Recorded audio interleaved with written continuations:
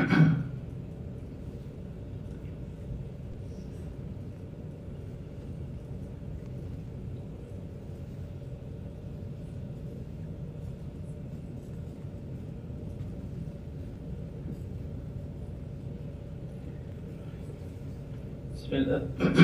الله الرحمن الرحيم الحمد لله رب العالمين والصلاة والسلام على سيد الأنبياء والمرسلين وعلى آله وصحبه أجمعين. اللهم صل على سيدنا ومولانا محمد وعلى آل سيدنا ومولانا محمد وبارك وسلم. أما بعد، السلام عليكم ورحمة الله وبركاته. So as you can see, we are talking about Ibrahim alayhi salam, the friend of Allah. And this is the title that Allah subhanahu wa ta'ala gave to Ibrahim alayhi salam.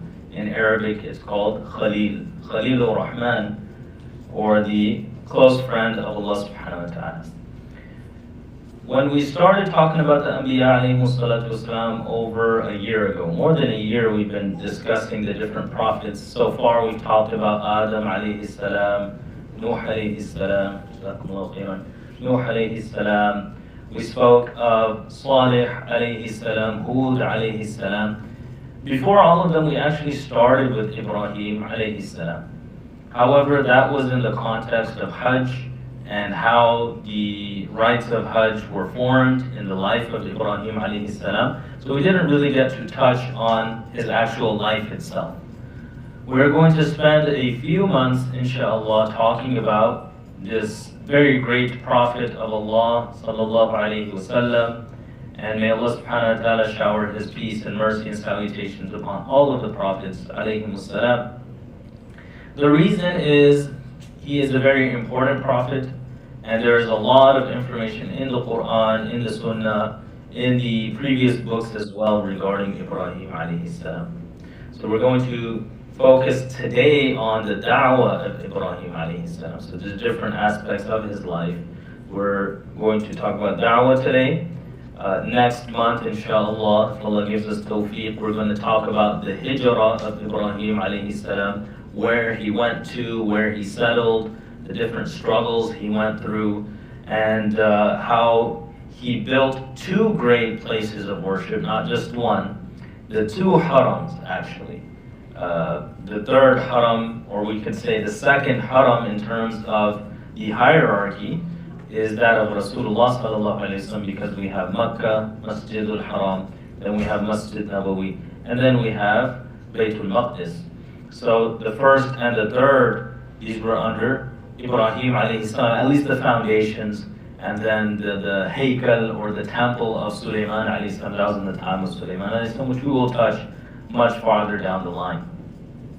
So Ibrahim alayhi salam, extremely important.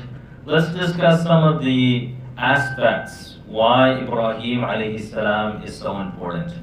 Now, in the very beginning, when we were talking about prophets in general, we also spoke of a certain rank, a hierarchy amongst the prophets. Allah subhanahu wa ta'ala commands Rasulullah sallallahu alayhi wa sallam at the end of Surah Al-Ahqaf to have patience. And he says, فَاصْبِرْ كَمَا صَبَرَ أُولُو الْعَزْمِ مِنَ الرُّسُلِ. Have patience like the ulul azm, the very firm, resolved prophets. Have patience like them. They are your exemplars. You should be patient like them. Now, there's a discussion among scholars, who are these special prophets that Allah subhanahu wa ta'ala is talking about? He's telling Rasulullah sallallahu alaihi wasallam, be patient like these special prophets. He gives them the title, ulul azm. Azm means that you're very firm, unshakable. So Allah subhanahu wa ta'ala says, some prophets are unshakable. You, O Muhammad, be patient like they were. So, among the opinions that scholars have is that these are four really great prophets. Among them, Nuh alayhi salam, Ibrahim alayhi salam, Musa alayhi salam, Isa alayhi salam, and of course Rasulullah sallallahu alayhi wa sallam is going to be the head of them. There is of course another opinion that all of the prophets are ulul azm. All of the prophets had firm resolve. So this is actually the correct opinion, that every prophet is among the prophets of firm resolve. However, some say that these are like the top in the hierarchy. So Ibrahim alayhi salam is among the greatest prophets, if you will.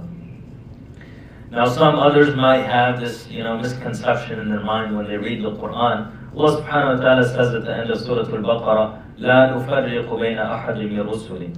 We do not differentiate between any prophet. It's in the Quran in more than one place.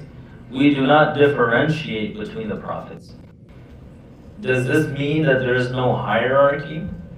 So we have to look at the context. When Allah subhanahu wa ta'ala says that, He means we do not differentiate between any of them being a prophet.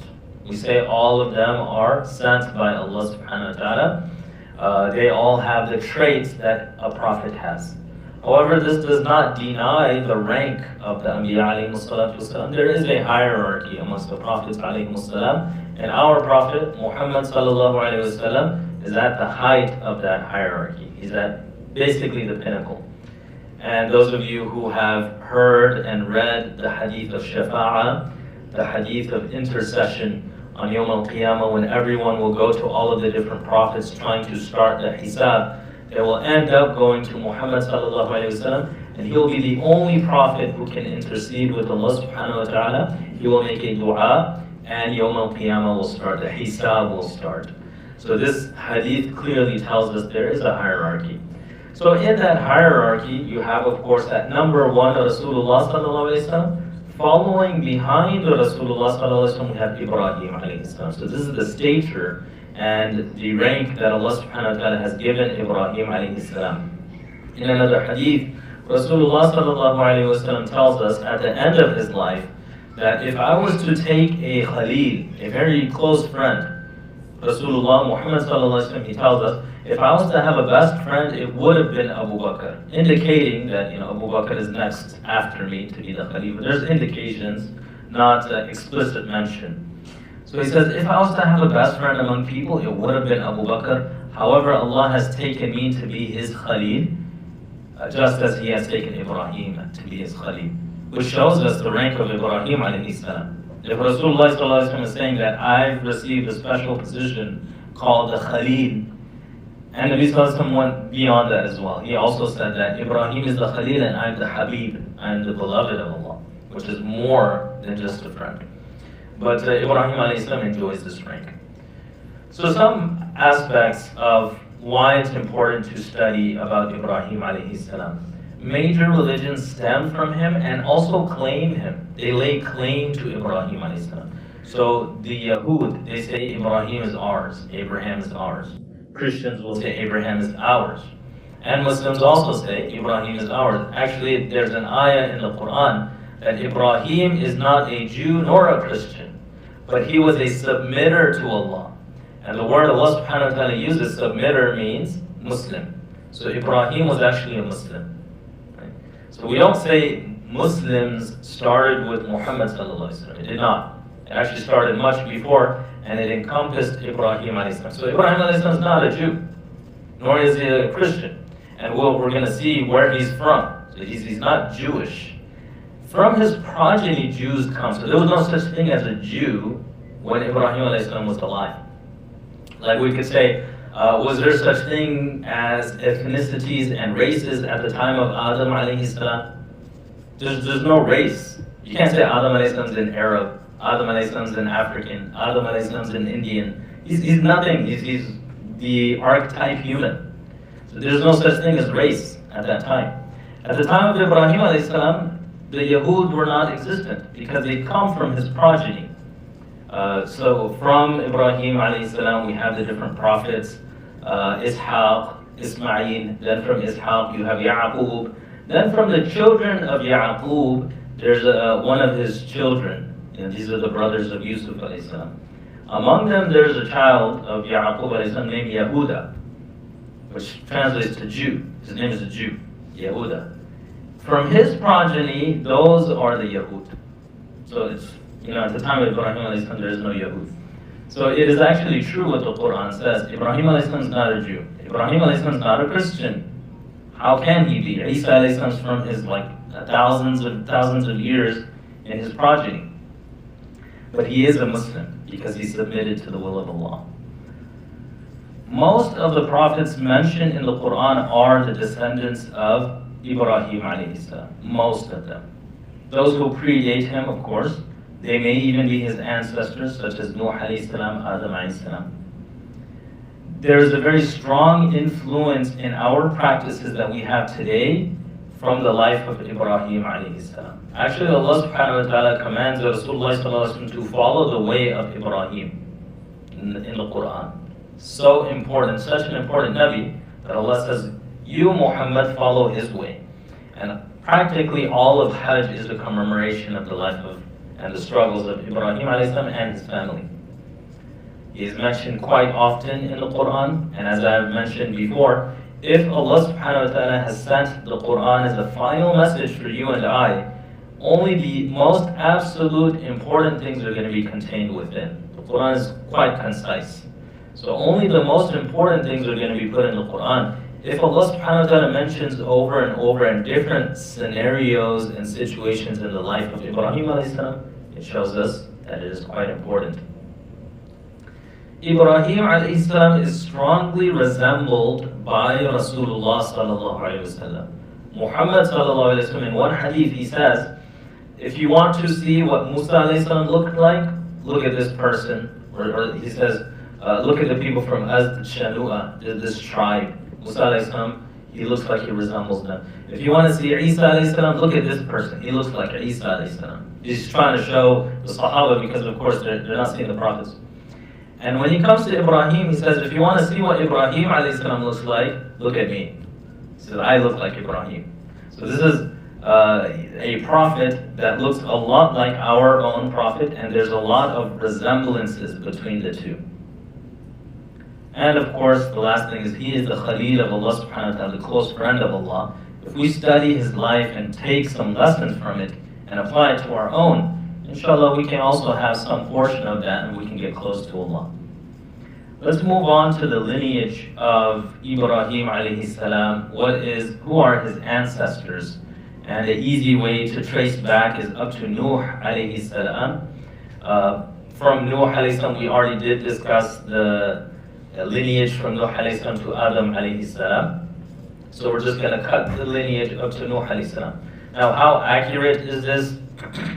This is not going to be the most accurate thing because the information that we have is very limited in this regard. This is coming from biblical sources, etc., which is okay to quote, but we're not going to say that this is like written in stone. It's just something that we can take note of. And I personally am taking this from Imam Ibn Kathir's work here, Qasasul Anbiya, Stories of the Prophets. So he looked in the books, the biblical sources, and Ibn Kathir is in the 700s, so it's quite a long time ago. And he is saying that this is what is mentioned in their books. And as a reference, some of you might be wondering, there's a hadith from Rasulullah sallallahu alaihi wasallam where he says, "Hadithu an bani Israel wa la haraj." Go ahead and mention and talk about the stories from Bani Israel, no problem. It's okay. However, if it contradicts our beliefs, if it speaks bad about a prophet, we're not allowed to share that. Only sharing it to show that this is wrong. As for that which may not be wrong, we can share it. It is okay in our religion to share. So, this is the lineage of Ibrahim alayhi salam. He is the son of Tariq. Okay, so I am going to speak about this because you all know who his father is. But who can tell me what's the name of Ibrahim alayhi salam's father other than this? Azar. In the Quran, Allah subhanahu wa ta'ala says, Ibrahim alayhi salam's father's name is Azar. So I will talk about this.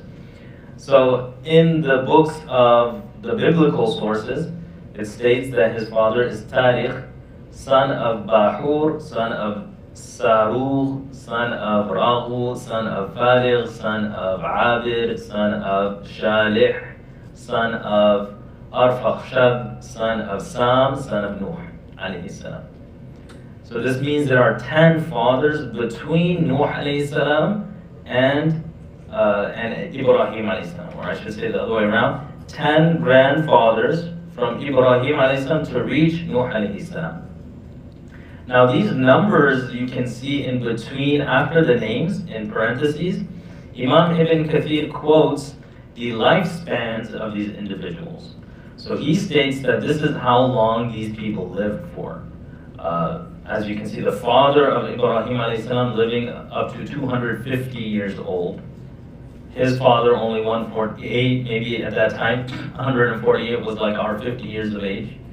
230 before him, 239, then 439, 464, 433 years, 438 years. And the son of Nuh alayhi salam, 600 years.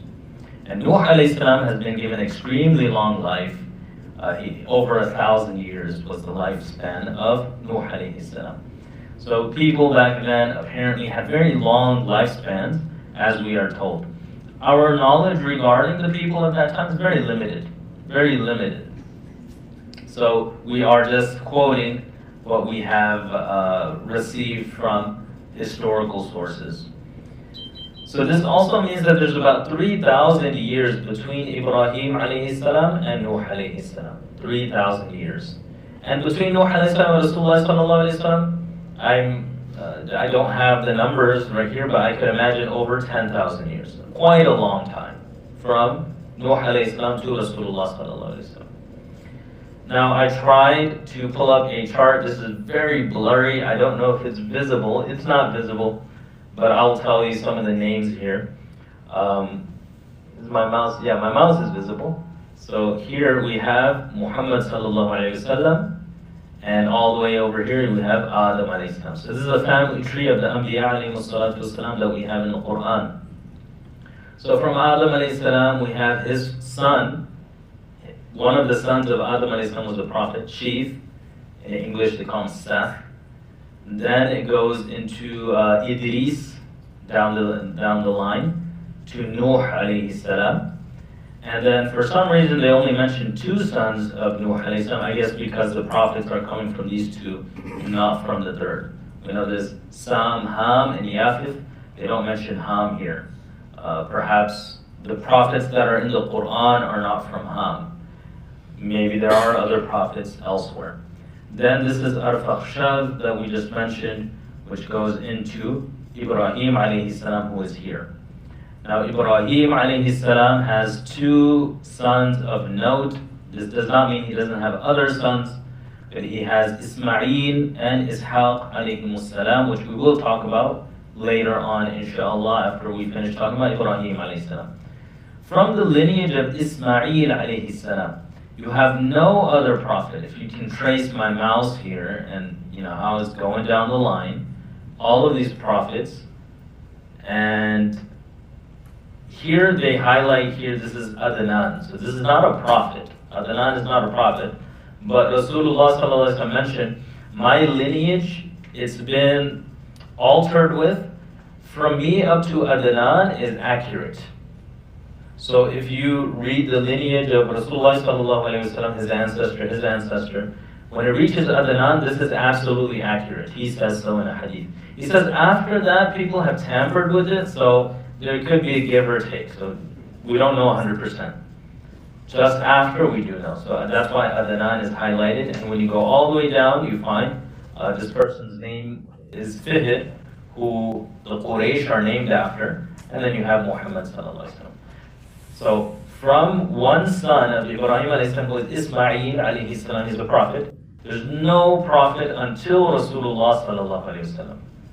As for the other son, Ishaq alayhi salam, you have many prophets. The son of Ishaq alayhi salam is a prophet, Yaqub.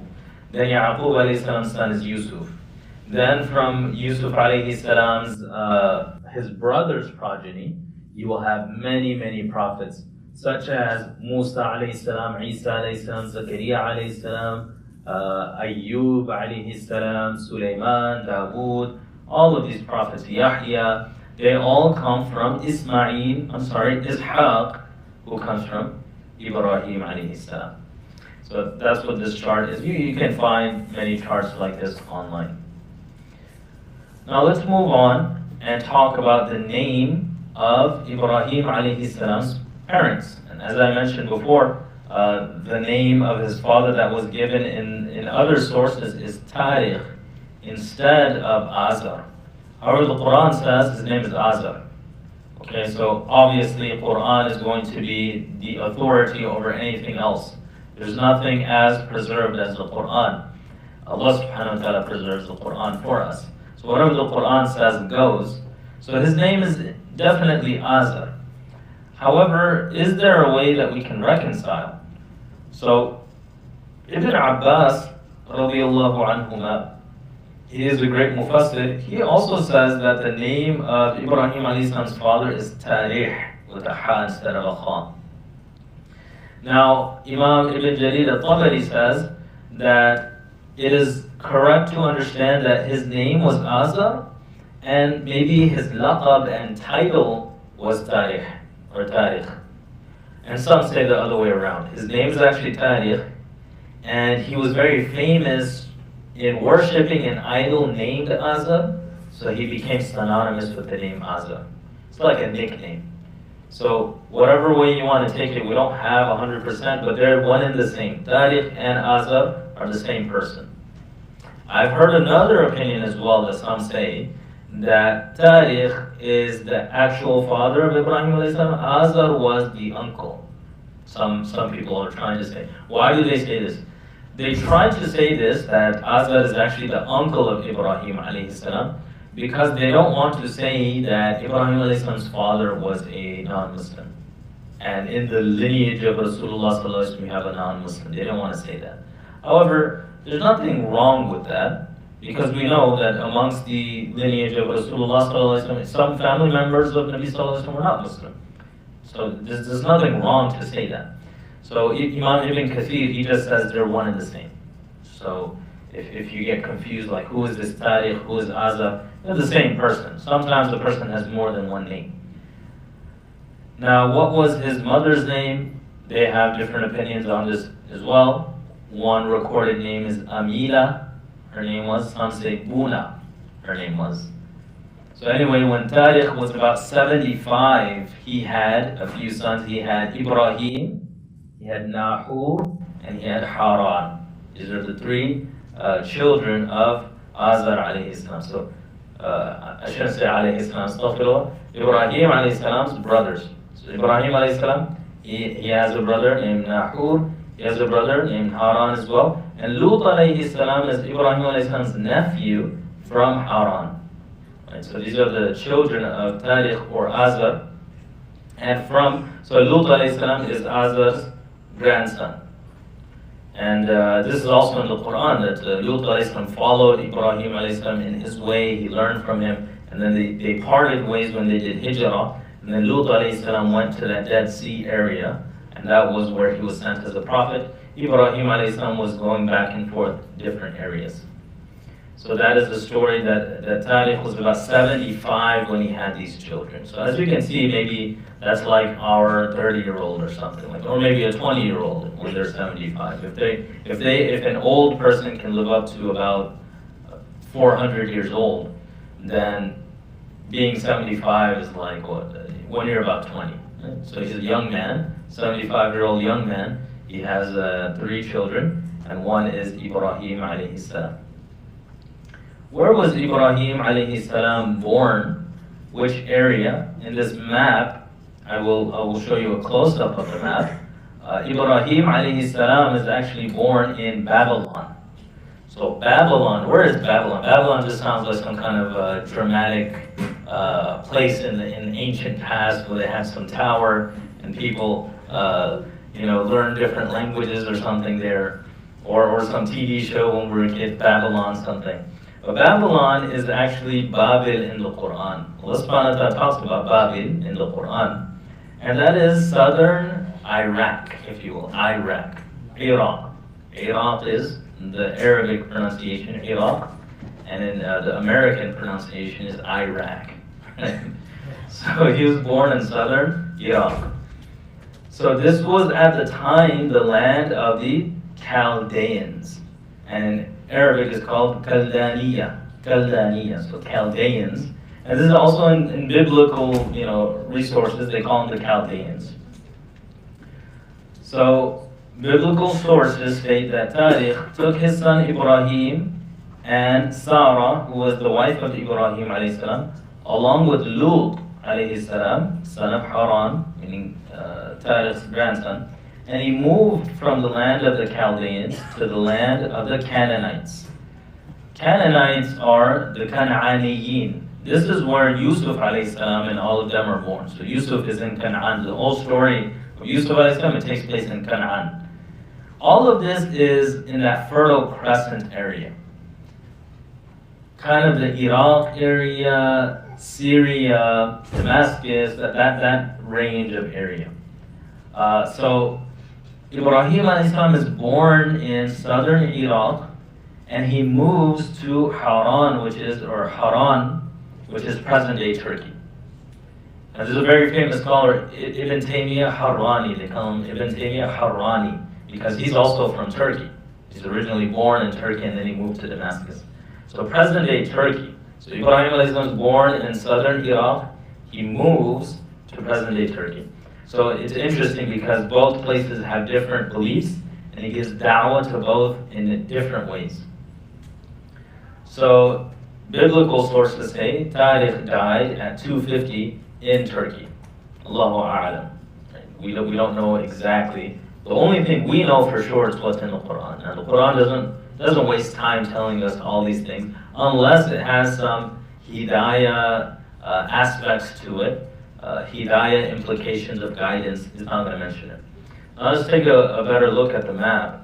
So Ibrahim alayhi salam born around Babylon. Biblical sources will say he was born over here in Ur. So it could be that he was born in a place called Ur. I don't know how to pronounce it. U-R, right? Ur. And then he went to Babylon. From Babylon, he moved to Turkey area, which is Haran. Thereafter, he did move more. We're going to talk about that in another next month, inshallah. He went to Egypt, he went to Mecca. We know all of that, and I'll have different maps for that. So this is kind of to imagine where Ibrahim alayhi salam is coming from. So actually, we could say that Ibrahim alayhi salam was Persian in nature, more closer like Iraq, Persian, and around that side. And that's why last time when we talked about Hud alayhi salam and Salih alayhi salam, we talked about two kinds of Arabs. We had the natural Arabs and the Arabized Arabs. So Rasulullah sallallahu alaihi wasallam, actually his lineage is an Arabized Arab because they're not Arabs, they're like Persians. They eventually come and then they become Arabized. As for true Arabs, they're just born in that area since Allahu A'lam when. So Hud alayhi salam, Salih alayhi salam are original Arabs. Now, what was the religion of the people of Ibrahim alayhi salam? So in Babylon, they were idol worshippers. They would worship idols in Babylon. That's where he originally started out. And then we said that Ibrahim alayhi salam moved as a young man to Haran around Turkey. The people in Damascus and that Turkish area, Damascus and Turkey is kind of close by one another, not too far. They were star worshippers. Interestingly enough, they've uncovered a very, very ancient star observatory, if you will, ancient observatory in Turkey called Göbekli Tepe. It's so old that it's throwing all archaeologists off track. Like, they're saying that how is it possible that people this old were able to make something like that? It's a recent find. And the area is so large that it would take many years to unearth. It's in Turkey, and it's this observatory, and you can tell that they were mapping the stars with this place. Very ancient thing. So that's very unique because we see that Ibrahim alayhi salam actually talks about stars in the Quran. So it's matching up with our understanding of how his da'wah worked. These people used to worship the stars. So in the very beginning of Ibrahim alayhi salam's da'wah, there were only 3 Muslims in the world. Only 3 Muslims in the entire world. Imagine you being tasked with da'wah and there's only 2 more Muslims. How afraid and lonely you would feel, and how much you need to have faith in Allah subhanahu wa ta'ala. So you had Ibrahim alayhi salam, Lut alayhi salam, and Ibrahim alayhi salam's wife Sarah alayhi salam. There's only 3 Muslims in the world. Then Ibrahim alayhi salam gives da'wah, Lut alayhi salam goes his way, he gives da'wah. Then Ibrahim alayhi salam has Ishaq, Ismail, the da'wah spreads, and you get a lot more Muslims after that. Then in the very beginning, only 3 individuals that were Muslim at the time.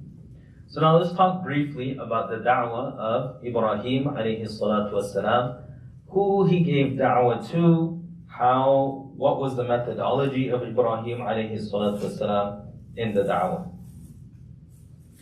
So there's an ayah here from Surah Al-Anbiya. Allah subhanahu wa ta'ala says, long ago we bestowed right judgment on Abraham and we knew him well. Meaning, ever since Ibrahim alayhi salam was a very young man, he had this hikmah, this wisdom, this rationality, intelligence, and you can see this reflected in his da'wah. All of the prophets, extremely intelligent people. As we have mentioned, intelligence is a common factor amongst all the prophets.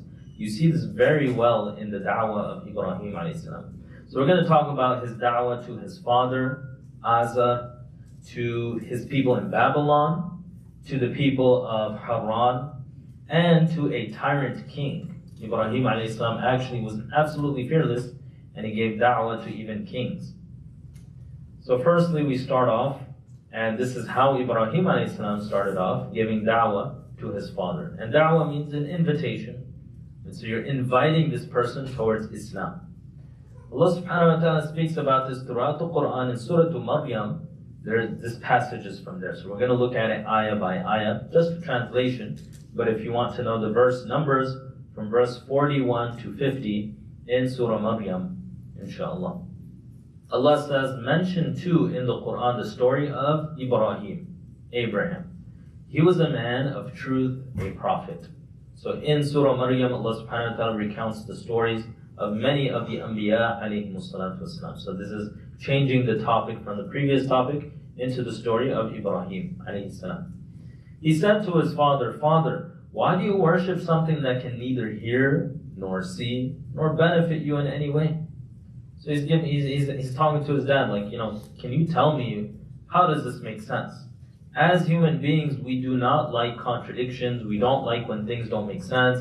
We don't like things just that are random, right? We like things to make sense. So why are you worshiping these things? You get nothing out of it. Father, knowledge that has not reached you has come to me. So follow me. I will guide you to an even path. Meaning, I have gained this thing called the risala, prophethood, from Allah subhanahu wa ta'ala. You don't have that. If you follow my way, inshallah, you'll be guided. And another thing, Allah subhanahu wa ta'ala, He tells us in the Quran, every time He sent a prophet, He sends them miracles. Sends them with miracles. So it's undoubted that Ibrahim alayhi salam showed miracles as well. We don't need to know what it is exactly. He did definitely show that. Father, do not worship shaitan. Shaitan has rebelled against the Lord of mercy. And anyone who worships idols, they're being fooled by shaitan. So indirectly, they are worshipping shaitan. So it's not like his father was doing ibadah to shaitan. He was crafting idols and he was worshipping those idols. But this is an act of pleasure to shaitan. Father, I fear that a punishment from the Lord of mercy may afflict you, and that you may become Satan's companion in hell. Say, oh Allah, oh my Father, don't worship all of these things. Allah subhanahu wa ta'ala, He is the Lord of mercy, but He doesn't tolerate this. So stop it. And so He's inviting his father very kind. And if you notice, every ayah He starts with Ya Abati. Ya Abati means my beloved father. He's always saying it very kindly. So he understands how to pose his words, how to craft his sentences. What is his father's answer? Abraham, do you reject my gods? I'll stone you if you don't stop this. Keep out of my way. So his father wasn't having it. He was very upset. He says, I'll kill you. If you keep doing this, I'm going to kill you. Ibrahim a.s. said, peace be with you. I will beg my Lord to forgive you. He is always gracious to me. But for now, I'm going to leave you and the idols you all pray to, and I will pray to my Lord and trust that my prayer will not be in vain. So Ibrahim a.s. is saying that, okay, you want to kill me, then I'm not going to fight you back. Salamun alayk, peace be upon you, but I'm going to have to leave. You're telling me I have to leave, then I'm going to leave. But I will do istighfar for you. I'll ask Allah to forgive you. When he left his people and those they served besides Allah subhanahu wa ta'ala, we granted him Ishaq and Yaqub, Isaac and Jacob. and made them both prophets. We granted our grace to all of them and gave them a noble reputation. So Allah subhanahu wa ta'ala said that Ibrahim alayhi salam went through struggles. And this is one common thing we can learn from the life of Ibrahim alayhi salam. After every struggle, there's always a gift from Allah subhanahu wa ta'ala. There's always some kind of ease and something that Allah subhanahu wa ta'ala gives him because of his struggle. So in our lives, when we go through difficulties and we can pass the test, if we can pass the test, then inshallah Allah subhanahu wa ta'ala will make it easier for us by giving us some kind of gift and showing us that He is happy with us. That's the lesson we can take. Now another verse regarding Ibrahim alayhi salam doing istighfar for his father. We learn in Surah At-Tawbah, Allah subhanahu wa ta'ala tells Rasulullah sallallahu alayhi wa sallam that do not seek istighfar, meaning do not seek forgiveness for disbelievers. If someone doesn't believe in Allah subhanahu wa ta'ala, you cannot seek istighfar for them. Right? So you can't say, oh Allah, forgive this person if they're a kafir, if they died that way.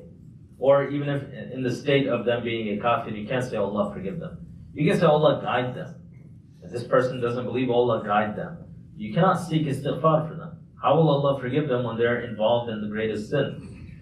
So now Ibrahim alayhi salam here, he's saying, oh Allah, I'm going to seek forgiveness for my father. So in this ayah, this last one here, Allah subhanahu wa ta'ala says, Ibrahim asked forgiveness for his father because he made a promise to him. But once he realized that his father was an enemy of Allah, he washed his hands of him. Ibrahim was tender-hearted and forbearing. So he kept on seeking forgiveness for his father, but once he realized that his father was not going to become a Muslim, he stopped seeking forgiveness for him, because we're not allowed to seek forgiveness for kuffar. Now what will happen to the father of Ibrahim alayhi salam? Like I mentioned before, some people try to separate Azar from Tariq and say that Tariq is the father of Ibrahim alayhi salam. Azar was the uncle. And it doesn't contradict Quran, because Quran says his father was Azar. Metaphorically, you can call uncles fathers. Right? Sometimes your uncle, your father's brother is so close, they're practically your father. And in Islam, they're considered like a second father, not an actual biological father, but you can inherit in some cases from your own uncle. So in a sense, you can consider them your father. So some people, they try to say, no, Azar was not the father of Ibrahim alayhi salam, but there's no problem in saying that.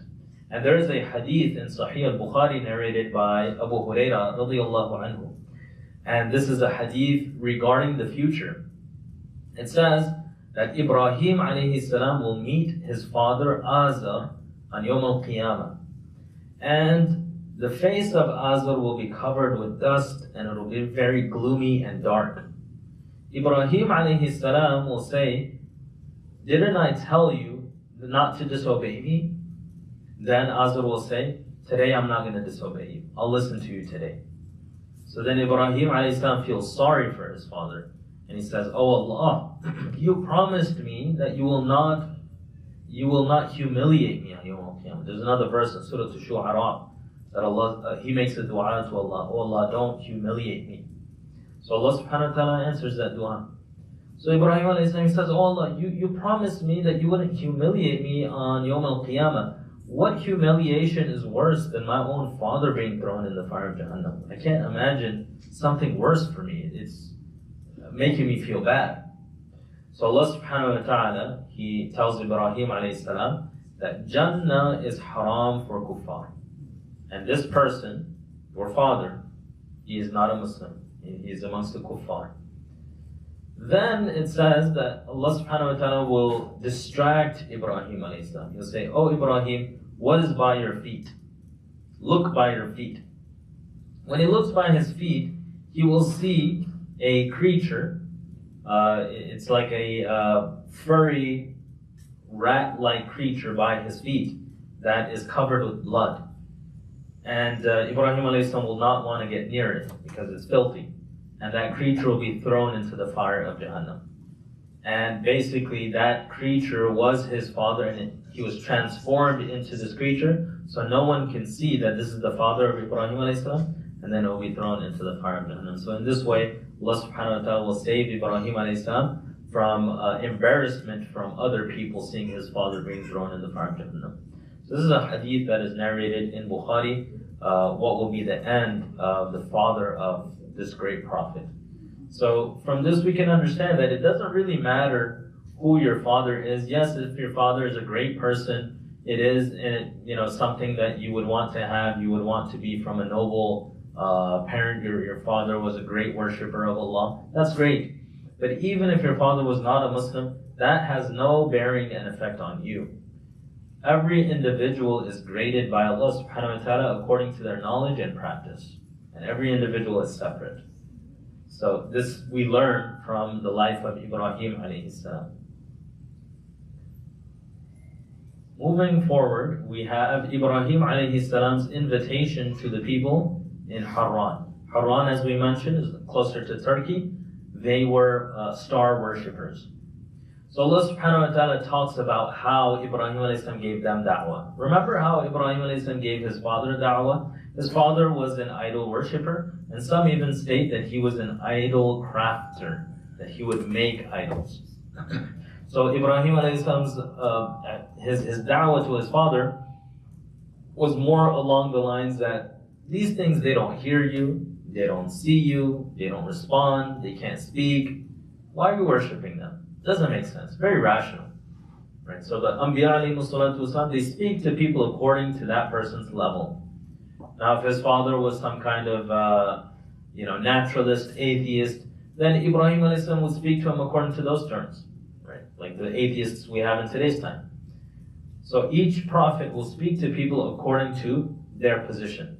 And we can clearly see this by Ibrahim alayhi salam. His style of da'wah changes according to the people. So when he goes to the Turkey area, they worship stars. So now observe the style of da'wah of Ibrahim alayhi salam. Allah subhanahu wa ta'ala recounts the story, which can be found in Surah Al-An'am, and the verses I'm going to share with you is from verse 75 to 83. Allah subhanahu wa ta'ala says, in this way, we showed Ibrahim alayhi salam Allah's mighty dominion over the heavens and the earth, so that he might be a firm believer. This is talking about a possible mu'jiza of Ibrahim alayhi salam. In some of the tafsirs it mentions that Allah subhanahu wa ta'ala gave Ibrahim alayhi salam such power. This is a miracle, and we know the miracles of the prophets are something that we cannot emulate. Ibrahim alayhi salam could look inside things and see through it. So he could look inside the earth and see the other side. He can look at the stars and see very far away like a telescope. And in some tafsirs it says that he used to see people sinning and doing horrible sins, and he would feel very bad, and he asked Allah subhanahu wa ta'ala to take this power away. So some say this is what the verse is talking about, that وَكَذَلِكَ نُرِي إِبْرَاهِيمَ مَلَكُوتَ السَّمَاوَاتِ وَالْأَرْضِ وَلِيَكُونَ مِنَ الْمُوقِنِينَ. We have shown Ibrahim alayhi salam the treasures of the heavens and the earth. So that's what this is referring to. Then Allah subhanahu wa ta'ala talks about the da'wah of Ibrahim alayhi salam to the star worshippers. When the night grew dark, and this is really amazing when you look at this. I'm going to explain a bit, but it's a very unique style of da'wah. When the night grew dark over him, he saw a star, and he said, "This is my Lord." Ibrahim alayhi salam saying, "This is my Lord." But when it set, he said, "I do not like things that set." So when the sun came up after Fajr, he's like, the star is gone. This can't be my Rabbi. He's gone. I don't like those things that come and go. And when he saw the moon rising, he said, "This is my Lord." It's bigger. The star is so small. The moon, full moon, looks great. But when it too set, he said, "If my Lord does not guide me, I shall be one of those who go astray." He's doing this in front of people. He's not alone. His people are there. He's like speaking with them. He sees a star. He said, "Hada Rabbi." But then it goes away. He's like, "What kind of Rabb is this?" It just comes and goes. And he sees the moon. He's like, "Yeah, this one." Then it goes away.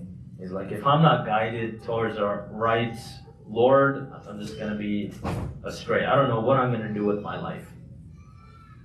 Then when he saw the sun rising, he cried, "This is my Lord. This is greater. This is the greatest one. It's huge. It's a great ball of fire." He's talking to star worshippers. But when the sun set, he said, "My people, I disown all that you worship besides God. I have turned my face as a true believer towards him who created the heavens and the earth, and I am not one of the polytheists." So what is this style of da'wah? Ibrahim alayhi salam is acting like them. He's acting like them. He doesn't believe any of this. He's speaking to them and kind of using sarcasm. So he's with star worshippers. He's like, "Oh, here's my Lord." And then it goes away. He's like, "Oh, where did my Lord go?" And then the moon comes up. "Oh, this one's bigger." And then it goes away. He's like, "Oh, so sad." Then the sun comes up. "Wow, this is the biggest." And then it goes away. He's like, "What is this?" And then he gives them the da'wah. After showing them rationally, like what you guys are doing is pretty dumb, then he gives them the da'wah. And he says, "My people, I disown all that you worship besides God. I've turned my face as a true believer towards him who created the heavens and the earth. I'm not one of the polytheists." Notice how he says, God should be an individual that has so much power, he doesn't go away. He's always there. He's always watching you.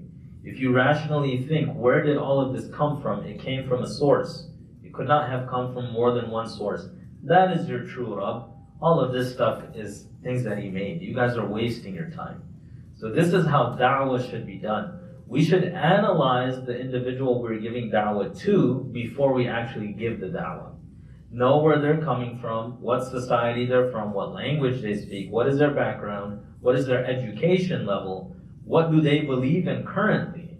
Then we can start doing the da'wah. So some of the brothers are really eager to do da'wah. This is a lesson we can learn from Ibrahim alayhi salam. You don't start with the da'wah as soon as you see people. You start talking to them. You ask them questions to ascertain some of these things. Then you model the da'wah around it so that you can get to the final point. The final point is always the same. Final point is one Allah, no partner with him. He created everything. That's the point.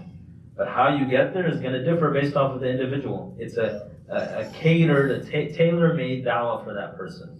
And this is exactly what Ibrahim alayhi salam does when he spoke to his father. He spoke to him rationally regarding what his father was involved in.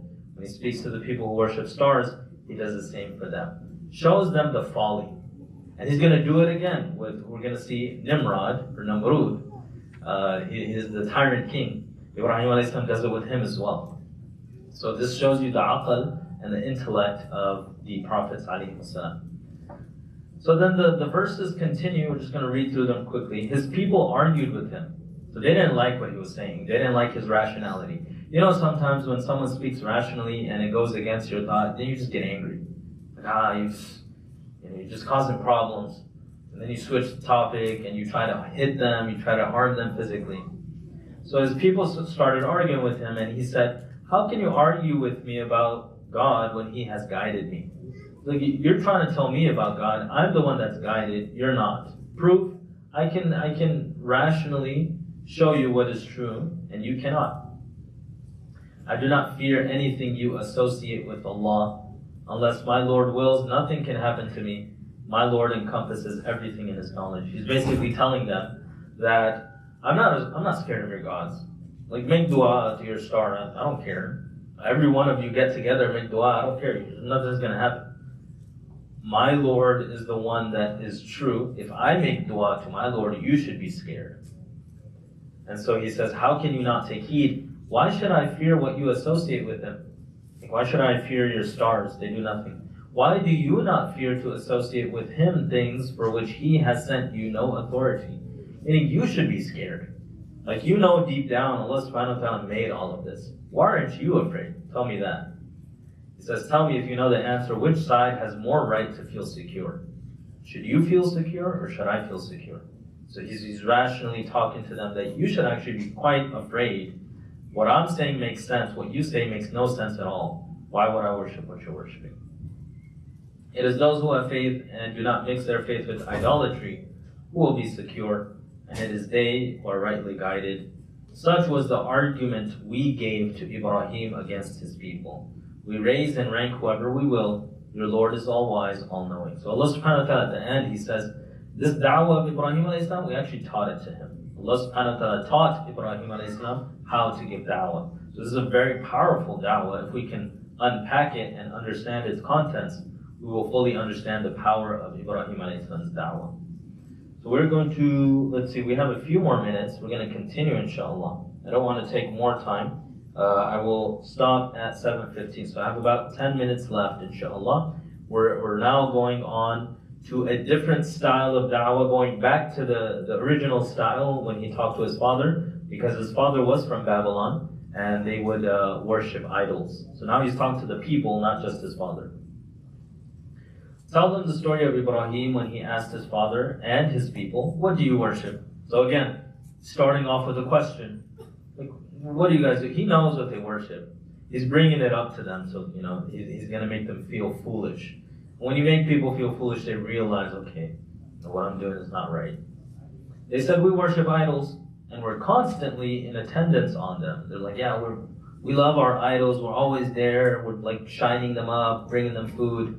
It's one of the funniest things when people bring like sweets and stuff, just put it in front of the idol. Like, and when they leave, the fat monks come and they eat it all. Monks are not supposed to be fat, right? So they come and they eat all of that. He asked, do they hear you when you call? Do they help you or harm you? So he's going deep, penetrating. Simple questions, but they're not thinking. So he's trying to get them to think. That is how you're going to affect people with your da'wah. You want them to think. You don't want to think for them. That's not what da'wah is. Da'wah is not brainwashing. It is to get people to think, and you guide that thinking towards what makes most sense, which is Allah subhanahu wa ta'ala. They said no. They don't help us, they don't hear, they don't do anything. But this is what we saw our fathers doing. And my dad used to do it, his dad used to do it. So that's why I'm doing it. Right? So that teaches us something in Islam as well. We don't do things just because our dad did it. Now if our dad was right, yeah, you should do it.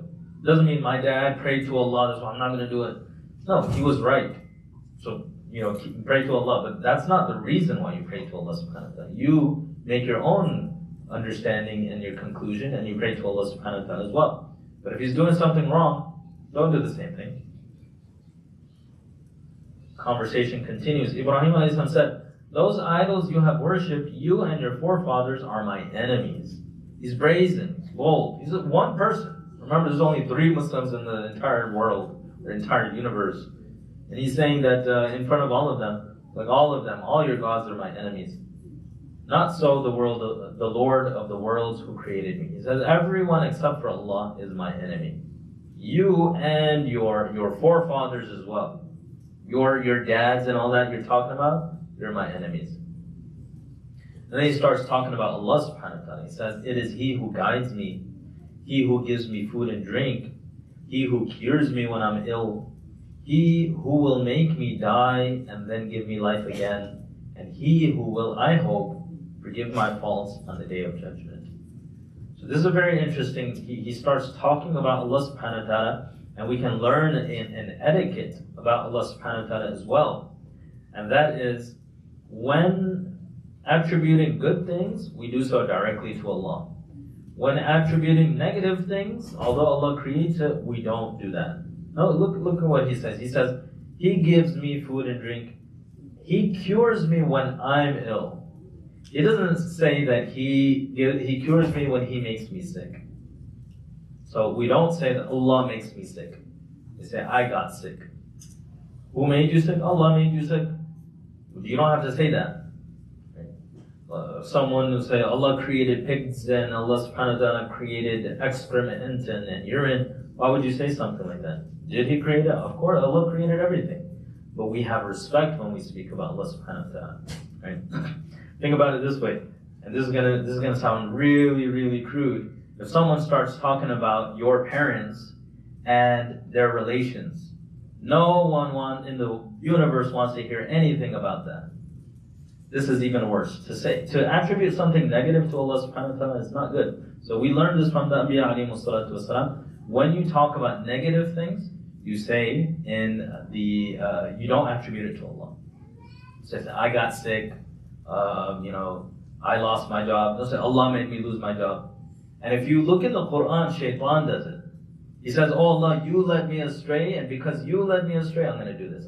That's a shaitani conversation to have. So if you say, Allah made me lose my job, oh, why is my taqdeer so bad? Why did Allah make my taqdeer so bad? Now you're speaking like shaitan.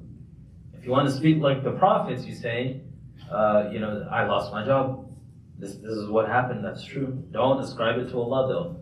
We know that Allah subhanahu wa ta'ala does everything. Anyway, continuing the conversation, he keeps talking about, now he makes a dua to Allah. Our Lord, grant me wisdom. Join me with the righteous. Give me a good name among latter generations. Meaning, make the future generations think of me well. And this is exactly what happened. All three great religions in the world, Judaism, Christianity, Islam, the most people in the world, everyone thinks positive of Ibrahim alayhi salam. No one really speaks bad about Ibrahim alayhi salam. People speak bad about Rasulullah sallallahu alaihi wasallam. The Yahud speak bad about Isa alayhi salam.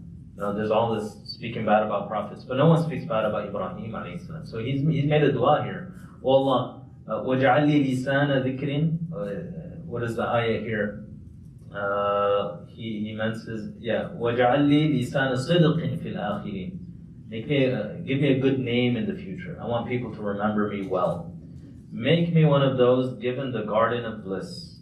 Forgive my father, for he is one who has gone astray. And do not disgrace me on the day of judgment, when all people are resurrected. The day when neither wealth nor children can help, when the only one who will be saved is the one who comes before God with a heart devoted to him. So this is the whole conversation. He ends it with a dua to Allah subhanahu wa ta'ala. Now more da'wah. I'm not going to finish what I have prepared, inshallah. So next month we're going to go into it more. We still haven't gone. This is the prelude to Ibrahim alayhi salam being thrown into the fire. Like the da'wah of Ibrahim, his bold and brazen da'wah, which causes him to be flung into the fire. But it's a practical da'wah. Just like he did a practical da'wah with the stars, he does a practical da'wah with the idols. And this is a very famous story that you know about. Let's see what happens. We have a few minutes. 3 more minutes, inshallah. So here, this passage is from Surah Al-Anbiya. Long ago, we bestowed right judgment on Ibrahim, and we knew him well. He said to his father and his people, "What are these images to which you are so devoted?" They replied, "We found our fathers worshipping them." Same stuff. He said, "You and your fathers have clearly gone astray." They said, "Have you brought us the truth, or are you just playing around?" Meaning, are you speaking the truth? What's your evidence? How do you know that our fathers are just falsely worshipping? He said, "Listen, your true Lord is the Lord of the heavens and the earth who created them. And I'm a witness to this. By God, I shall certainly plot against your idols as soon as you have turned your backs." So he mentions to them, he gets frustrated in the da'wah, they're not listening. He's like, "Okay, I'll show you. I'll show you what happens to your idols. When you're gone, we'll see." So some Mufassirin say that he said this in his mind. Ibn Abbas says he said it's very low. Some people heard him. Like at the end of his da'wah, he was kind of upset. He was like, "You'll see what I do to your idols." And then he walked away. And so some people heard him. And there's an ayah that's coming up where some of them remembered what he said. So he's like threatening them, threatening the idols. So he went and he broke them all into pieces. And so what actually happened in another surah, the people come to Ibrahim alayhi salam, they say that we're having a fair, the day of enjoyment, we're having our Eid, festivities. So let's go, let's have a fun time. So Ibrahim alayhi salam's dad told him, let's go, let's have a fun time. So he said, "Inni saqim, I'm sick." So now there's a hadith where Rasulullah sallallahu alaihi wasallam says there was 3 fibs of Ibrahim alayhi salam. Fibs, right? You know what a fib is, right? There's 3 fibs. It's not a lie, it's a fib. One of them was this one where he says, "I'm sick." Another one is coming up. He was spiritually sick. Like, "I'm feeling really down because of what you guys do. You go ahead, I'm not going." So they all left. What he did is he went to the temple. 5 more minutes. That was more than I planned, so great. So he went to the temple. They had a huge hall, and they had a bunch of idols there. So then this is the context. So he goes into this, and then in the center you have the biggest idol, and then you got all the minions around him. So he was trying to make it seem like They leave food for their idols. They make some nice, and usually the best food. Like for themselves, they'll eat the worst food. For the idols, they'll make some nice stuff. They leave it there. He wanted to make it seem like the biggest idol didn't want anything else eating the food. So the biggest idol broke all the little idols. He wanted to make it look like that. So this is what he did. He broke all of them into pieces. He took it's called I found out the name of this thing, ads. Anyone know what an ads is? A-D-Z. It looks like an axe. Bengali guys will know, it's like a da. You guys know da, right? So it's like a da. We could call it a da. It's an ads. It's like an axe, but it's like flat. So that's what it says he took. And he smashed all the other idols. And what he did is he put that thing on the hands of the big idol. So the big idol was just holding the axe, and all the other ones were broken. And it made it look like the big one got upset that either he doesn't want the other ones eating the food, or he got upset that you guys are worshiping all the other ones. You should just be worshiping me. So he's holding like the big axe. And all the other ones are broken into pieces. So he broke them all into pieces, but left the biggest one for them to return to. And in another ayah elsewhere, he talks to the idols when he's breaking them. He's like, can you hear me now? And he like breaks it. He's like, are you watching me? And then he smashes another one. So he's destroying all of them. This is when he was younger, because this is before the conversation of the star worshippers. This is when he's in Babylon. So he broke them all into pieces, but left the biggest one for them to return to. When they came back, they said, Who's done this to our gods? How wicked he must be. My gods is destroyed. Who did this? Some said, we heard a youth called Ibrahim talking about them. Remember he said that, watch out what I do to your gods. They said, bring him before the eyes of the people so that they may witness his trial. So they basically said that Ibrahim alayhi salam, we heard this young man talking about he's going to do something to our idols. He must be the one. So they said, summon him. Bring him, we're going to have a trial. They asked, was it you, Ibrahim, who did this to our gods? He said, no, it was done by the biggest of them, this one. Ask them if they can talk. So this is a practical da'wah. He's trying to get them to a point.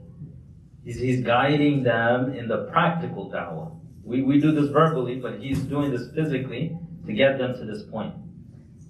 What is the point? Ask them if they can talk. Can they talk? They turned to one another saying, it is you who are in the wrong. So what this means is they turned to one another and they said that, we're wrong. What are we doing? For a moment they started thinking, what are we doing by worshiping these things? They can't even talk. They're not talking about Ibrahim, they're talking to one another. It is you who are in the wrong. But then they lapsed again. So then they went back to their original state of mind. So for a brief moment, he cleared their senses, and they thought the reality for a moment that, wait, we're wrong. What are we doing? But then it came back again. Their kufr came back. And they said, you know very well these gods cannot speak. They said to Ibrahim alayhi salam, you know they can't do anything. Ibrahim alayhi salam said, how can you worship what can neither benefit nor harm you instead of Allah? Shame on you. And on the things you worship instead of God, have you no sense? So he shows them physically, practically, this thing doesn't make sense. Then he rebukes them verbally. 2 more minutes, inshallah, we're going to finish this passage. And we're going to stop right before he gets thrown into the fire. They said, burn him and avenge your gods if you are going to do the right thing. So everybody got upset. They said, okay, we have no answer for him. He's speaking too much logic. Burn him. You can't go against him verbally. He's going to defeat you. He has magic. He's a sorcerer. All this other stuff. Just burn him. But we said, fire, be cool and safe for Ibrahim. So Allah subhanahu wa ta'ala, it doesn't mention how he was catapulted. We have information about that I'm going to share with you next time. How he was thrown into the fire, how the fire was burned, how the wood was brought. There's also a hadith about a salamander or a lizard that came and started helping the kuffar and was blowing into the fire. All other animals try to stop it. And that is why Rasulullah ﷺ says to kill the lizards because of their treachery. So Allah subhanahu wa ta'ala said, fire. قُلْنَا يَا نَارُ كُونِي بَرْدًا وَسَلَامًا عَلَى إِبْرَاهِيمَ. Fire, be cool, be safe for Ibrahim. They planned to harm him, but we made them suffer the greatest loss. We saved him and Lut alayhi salam and sent them to the land we blessed. So Allah subhanahu wa ta'ala calls the place where they did hijrah a blessed land. That is the place of the Levant, where we have now Palestine is among those areas. This is the Mubarak, Ardu Mubarakah. So we sent them to the blessed land for all people. And we gave him Ishaq and Yaqub as an additional gift and made each of them righteous. So this is a passage from Surah Al-Anbiya. So we're going to pause here. Next time we come back in a month's time, inshallah, we're going to do a quick recap of that previous, maybe last 3 slides, recapping these ayahs from Anbiya. And then we're going to talk about how Ibrahim alayhi salatu wasalam was thrown in the fire, what happened in the fire, after the fire, and we're going to move on from there, inshallah. We ask Allah subhanahu wa ta'ala to increase our love for the Prophets alayhi salatu wasalam, increase our knowledge of their ways, and give us the tawfiq to emulate them, especially in their methodologies of the da'wah. وصلى الله تبارك وتعالى على خير خلقه محمد وعلى آله وصحبه أجمعين برحمتك يا أرحم الراحمين. السلام عليكم ورحمة الله وبركاته.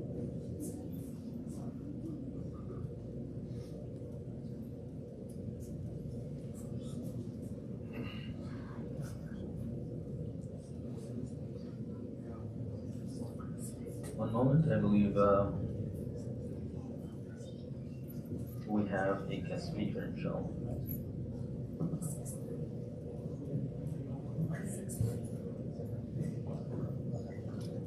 Inshallah, Imam Sahib, will you speak? I'll just leave the mic here, inshallah.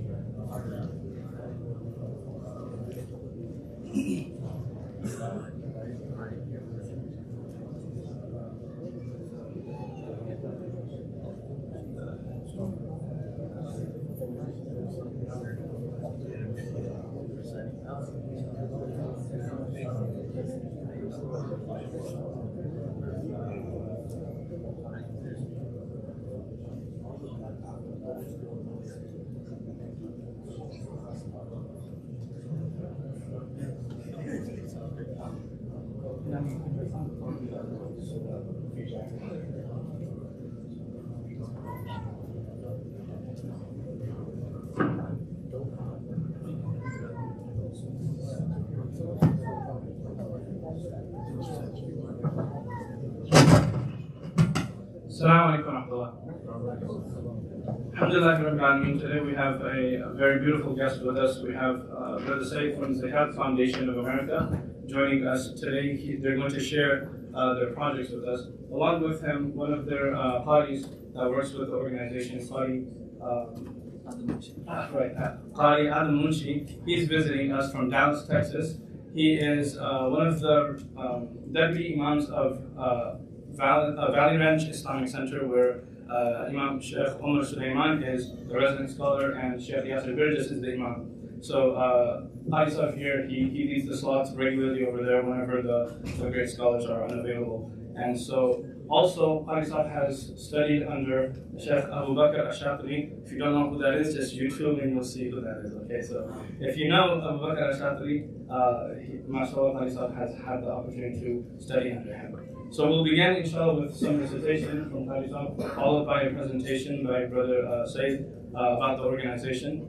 And then a short talk, a follow-up talk to that.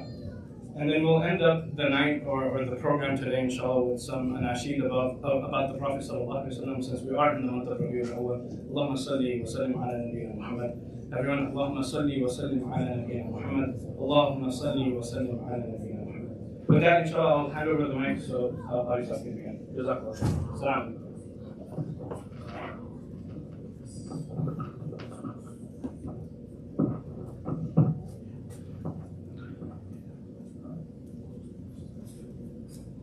Assalamu alaikum. Assalamu alaikum wa rahmatullah.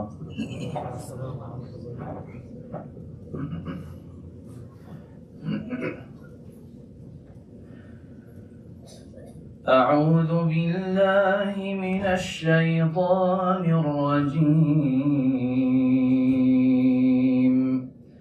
بسم الله الرحمن الرحيم.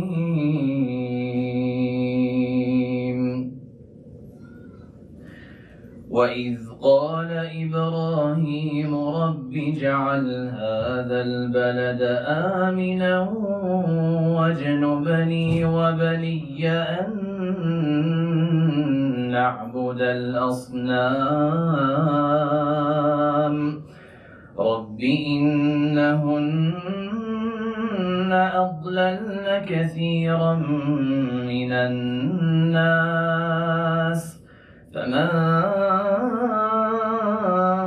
تبعني فإنه مني ومن عصاني فإنك غفور رحيم. ربنا إني أسكنت من ذريتي بواد غير ذي زرع عند بيتك المحرم ربنا ليقيموا الصلاة فاجعل أفئدة من الناس تهوي إليهم وارزقهم من الثمرات لعلهم يشكرون. ربنا إنك تعلم ما نخفي وما نعلن وما يخفى على الله من شيء في الأرض ولا في السماء. الحمد لله الذي وهب لي على الكبر إسماعيل وإسحاق إن ربي لسميع الدعاء. رب اجعلني مقيم الصلاة ومن ذريتي ربنا وتقبل دعاء ربنا وتقبل دعاء ربنا اغفر لي ولوالدي وللمؤمنين يوم يقوم الحساب. ولا تحسبن الله غافلا عما يعمل الظالمون إنما يؤخرهم ليوم تشخص فيه الأبصار مهطعين مقنعي رؤوسهم لا يرتد إليهم طرفهم وأفئدتهم هواء. وأنذر الناس يوم يأتيهم العذاب فيقول الذين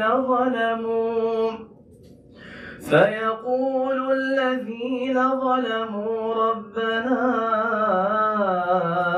أخرنا إلى أجل قريب نجب دعوتك ونتبع الرسل أولم تكونوا أقسمتم من قبل ما لكم من زوال وسكنتم ضربتم في مساكن الذين ظلموا أنفسهم وتبين لكم كيف فعلنا بهم وضربنا لكم الأمثال وقد مكروا مكرهم وعند الله مكرهم وإن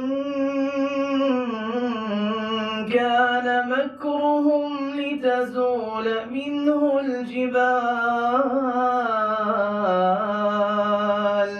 فلا تحسبن الله مخلف وعده رسله إن الله عزيز ذو انتقام يوم تبدل الأرض غير الأرض والسماوات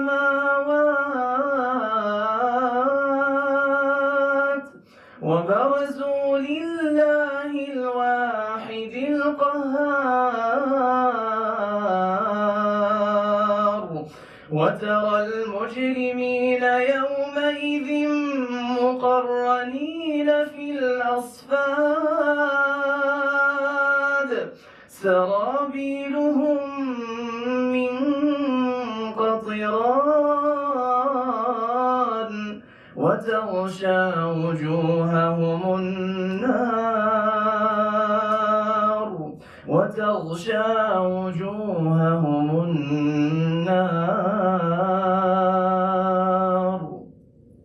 ليجزي الله كل نفس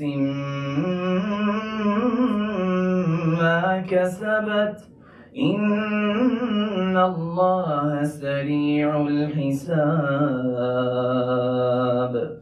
هذا بلاغ للناس ولينذروا به وليعلموا أنما هو إله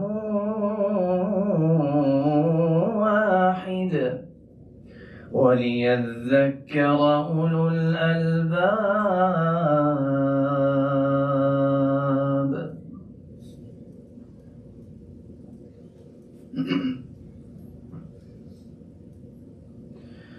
بسم الله الرحمن الرحيم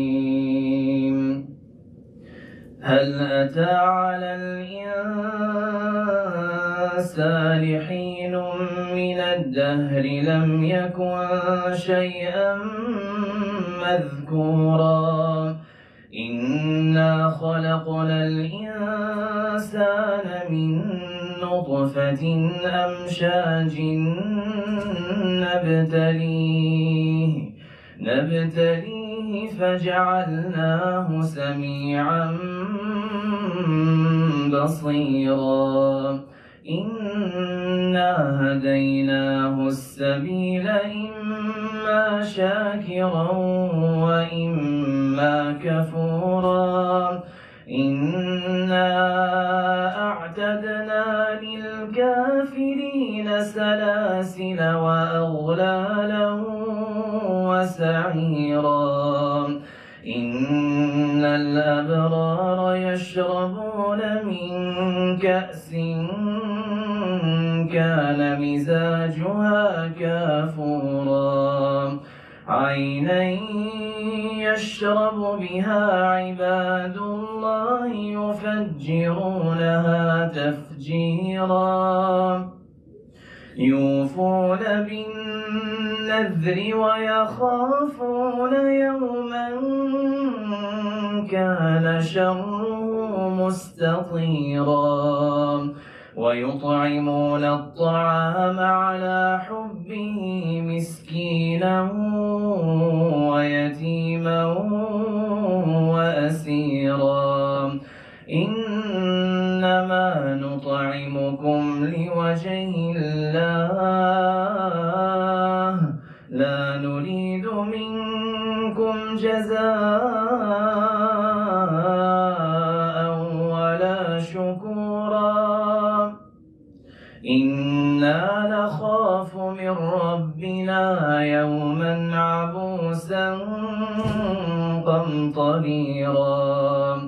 فوقاهم الله شر ذلك اليوم ولقاهم نضرة وسرورا وجزاهم بما صبروا جنة وحريرا متكئين فيها على الأرائك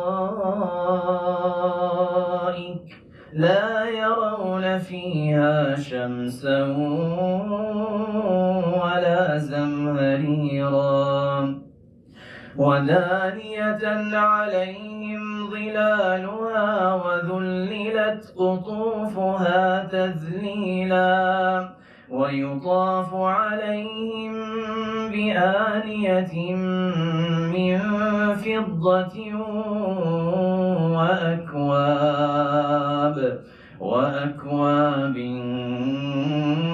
كانت قوارير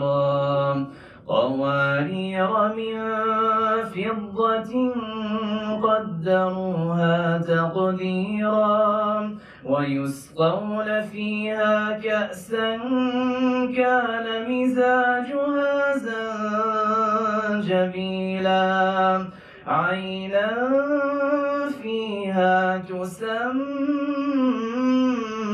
سلسبيلا ويطوف عليهم ولدان مخلدون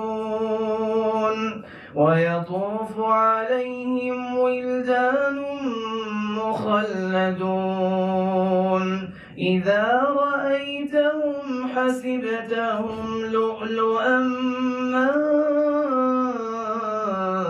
منثورا وإذا رأيت ثم رأيت نعيما وملكا كبيرا عاليهم ثياب سندس خضر واستبرق وحلوا أساور من فضة وأكواب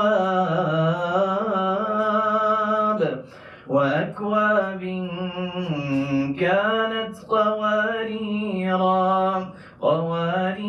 من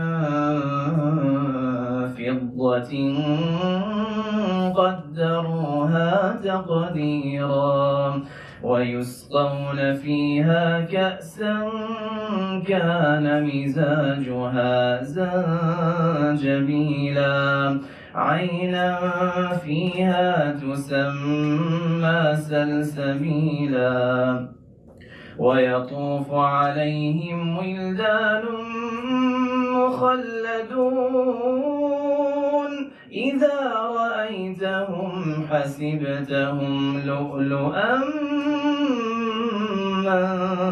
منثورا وإذا رأيت ثم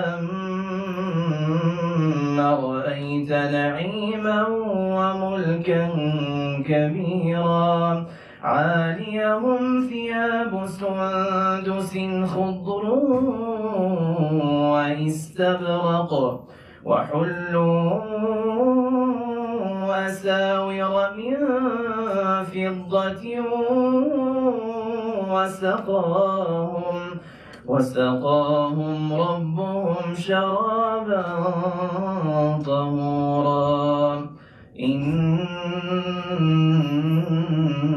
هذا كان لكم جزاء وكان سعيكم مشكورا إنا نحن نزلنا عليك القرآن تنزيلا فاصبر لحكم ربك ولا تطع منهم آثما أو كفورا واذكر اسم ربك بكرة وأصيلا ومن الليل فاسجد له وسبحه ليلا طويلا إن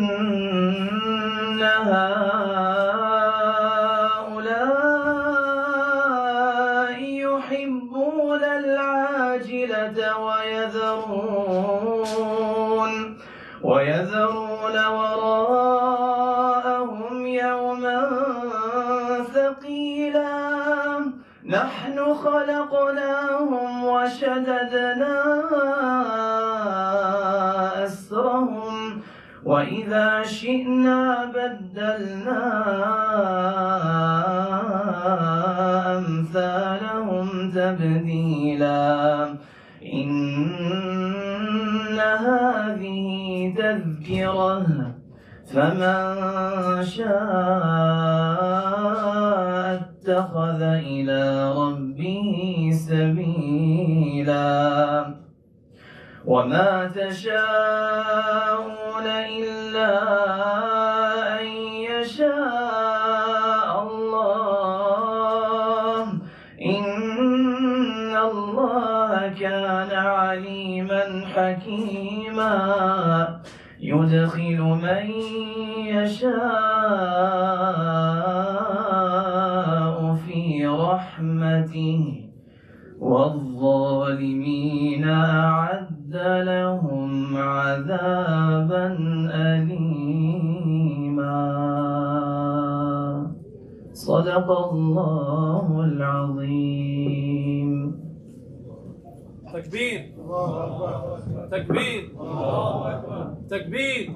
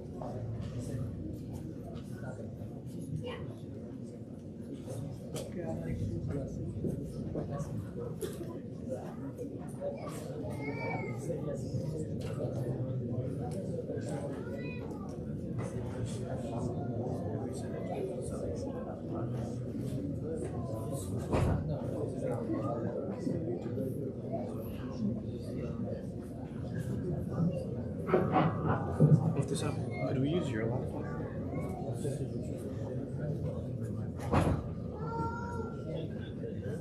No, it's not projected.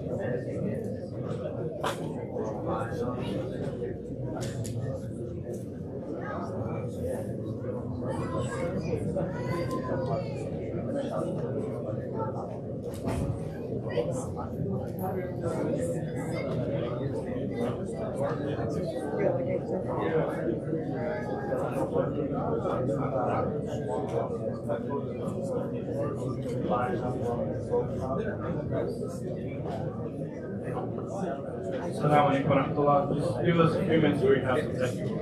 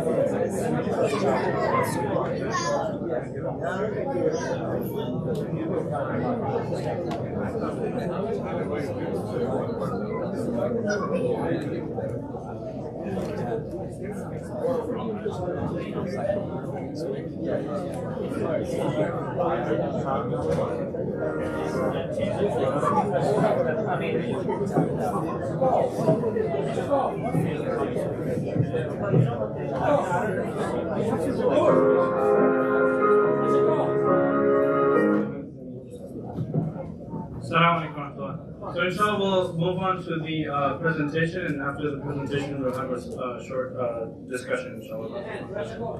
If everyone could settle down and so we can have the attention to the front, that would be much appreciated. Assalamu alaikum.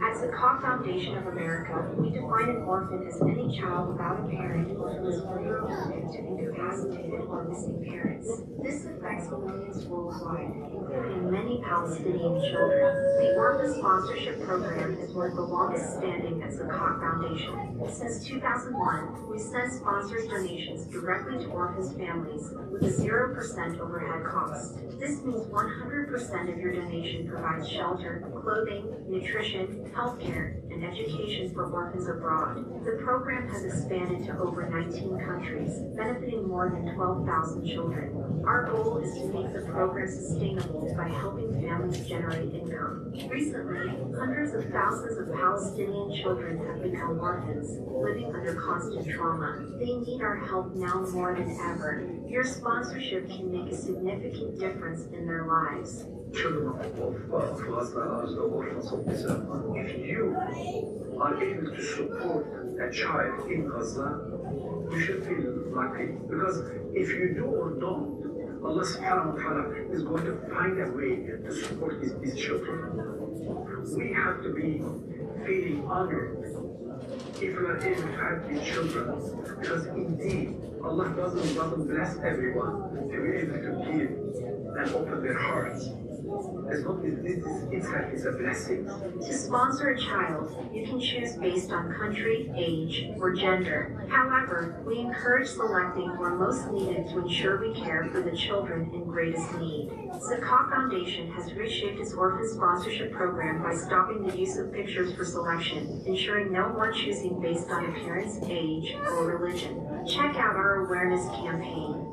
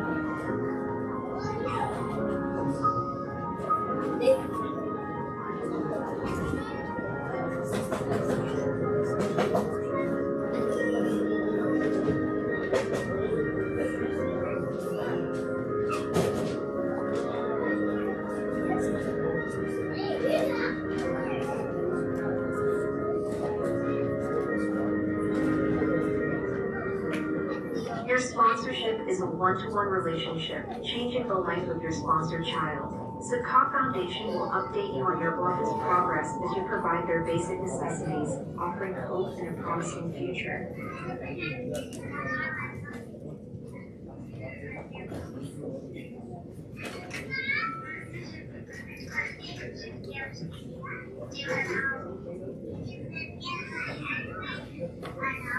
You can sponsor an orphan for $50 monthly or $600 yearly, costing less than $2 a day.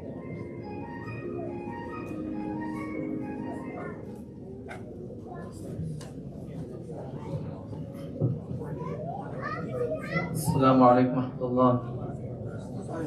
I want to thank our masjid for allowing us to come here this evening and for the beautiful family night that we have today. Alhamdulillah. As you can see, Zakat Foundation is working hard in putting the aid in places that are critically needed right now. And subhanAllah, there's so many places right now like that.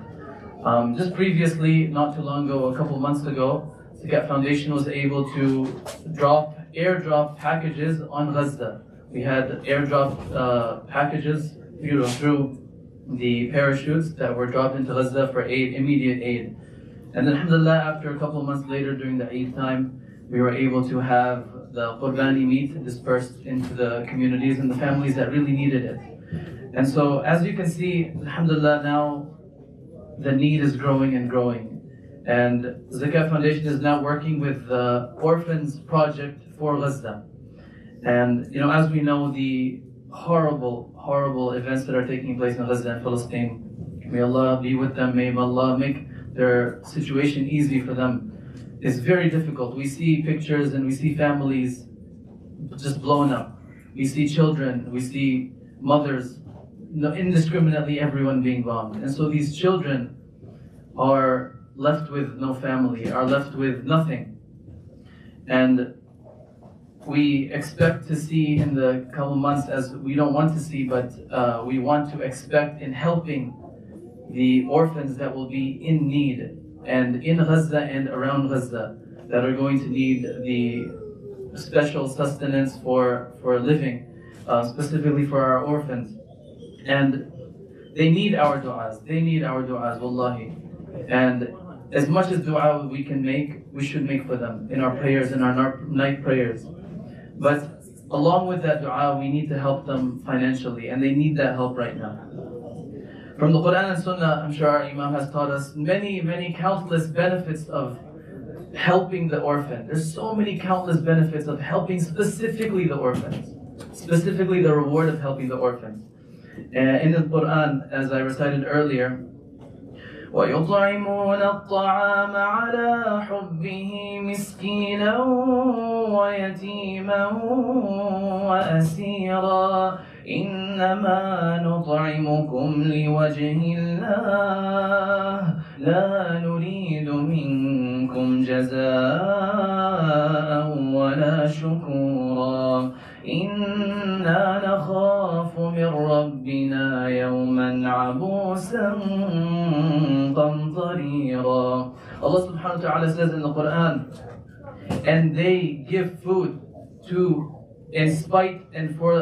they give food in spite for love of it, and to the needy, to the orphan, to the captive. And the meaning of this is that they're giving this in love for Allah subhanahu wa ta'ala. And then they say to the orphan, we feed you only for the approval, for the benefit, for the acceptance of Allah.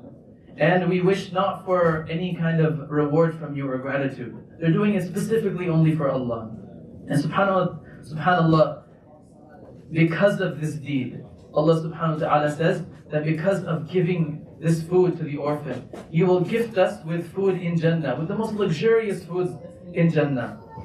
And there's a hadith in Bukhari and Muslim, and our Prophet sallallahu alaihi wasallam says that the one who gives money to the orphan, the one who gives money for the orphan, that money that they give, the person who gives that money, they will have increased barakah in their money. May Allah make us one of those people.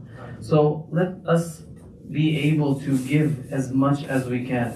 Anything, even $1. From the video that they said it was either $2 per day can feed an orphan for the whole year.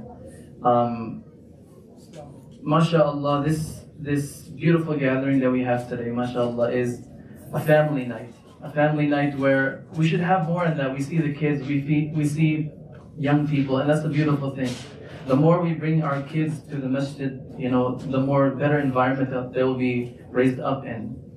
But one sad reality that we need to understand is the kids in Gaza, they might spend that whole night alone, but they don't have a family. And so inshallah, this is our intention today, that we are going to give as much as we can for the people of Gaza, for the orphans of Gaza. And inshallah, may Allah make their condition ease, and may Allah bless them with His rahmah and deal with the oppressors that are doing this, inshallah. Jazakallahu khairan. And if there's anyone who needs any information, we'll be over here at the table, and there'll be pamphlets, and inshallah you can come up to me and ask me any questions. Jazakallahu khairan.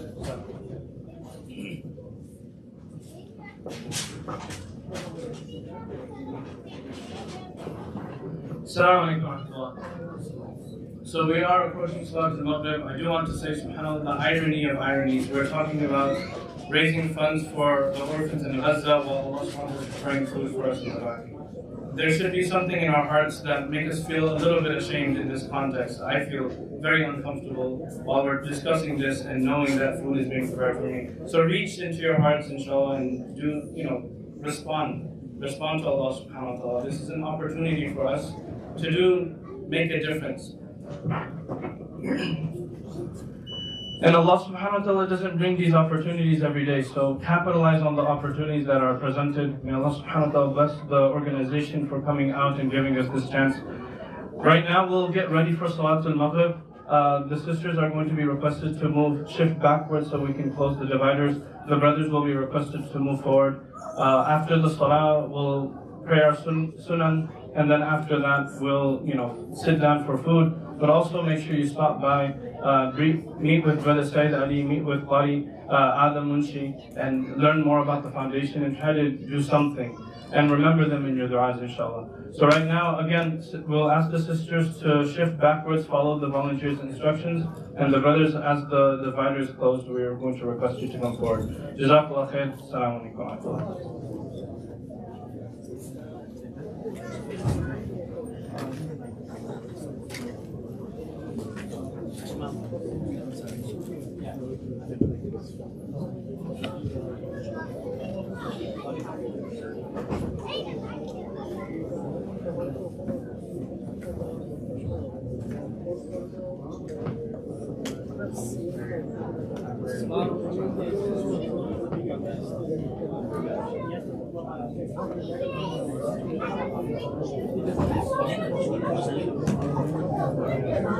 You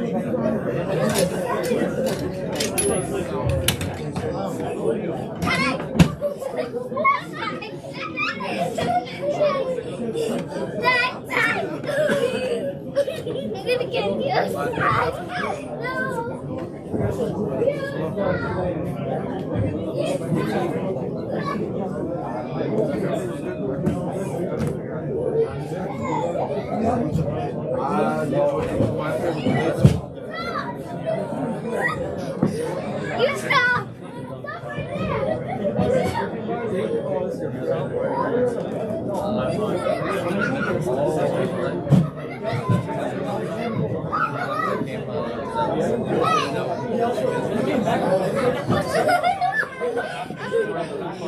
Thank you! Thank you! Thank you!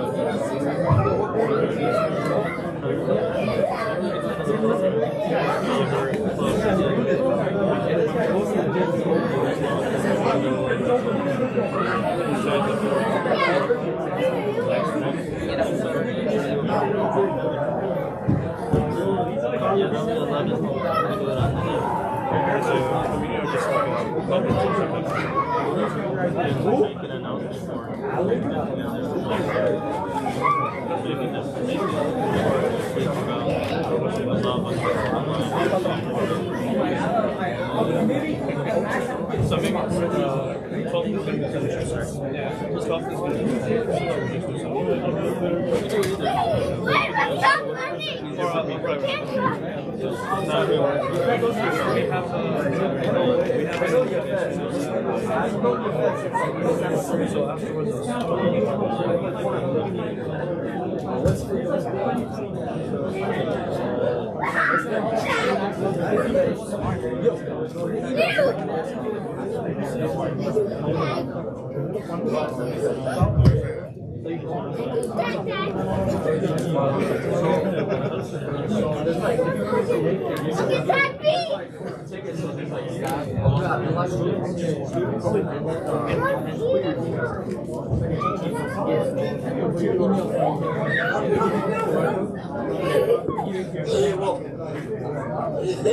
Going to die.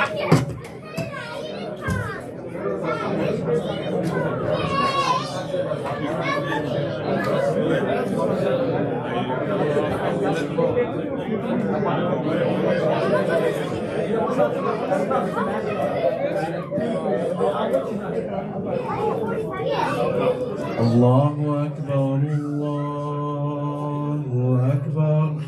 Ashhadu an la ilaha illallah. Ashhadu anna Muhammadan Rasulullah. Hayya ala salati, hayya ala falah. قد قامت الصلاة قد قامت الصلاة الله أكبر الله أكبر لا إله إلا الله.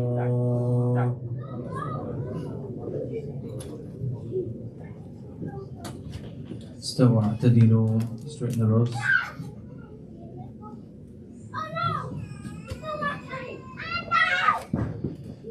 الله أكبر.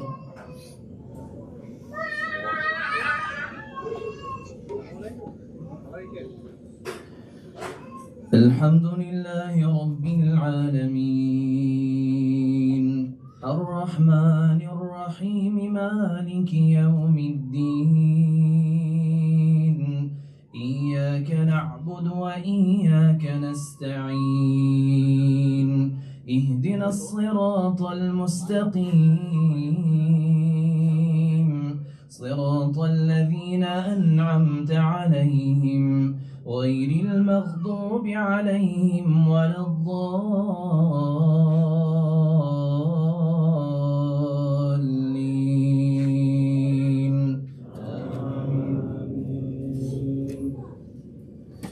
لا أقسم بيوم القيامة ولا أقسم بالنفس اللوامة أيحسب الإنسان أن لن نجمع عظامه بلى قادرين على أن نسوي بنانه بل يريد الإنسان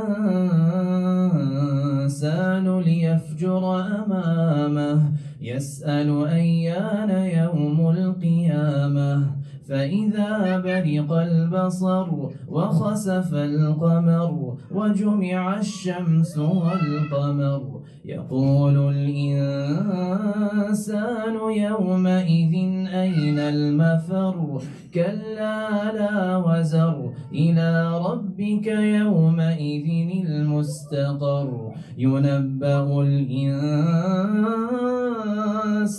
يومئذ بما قدم وأخر بل الإنسان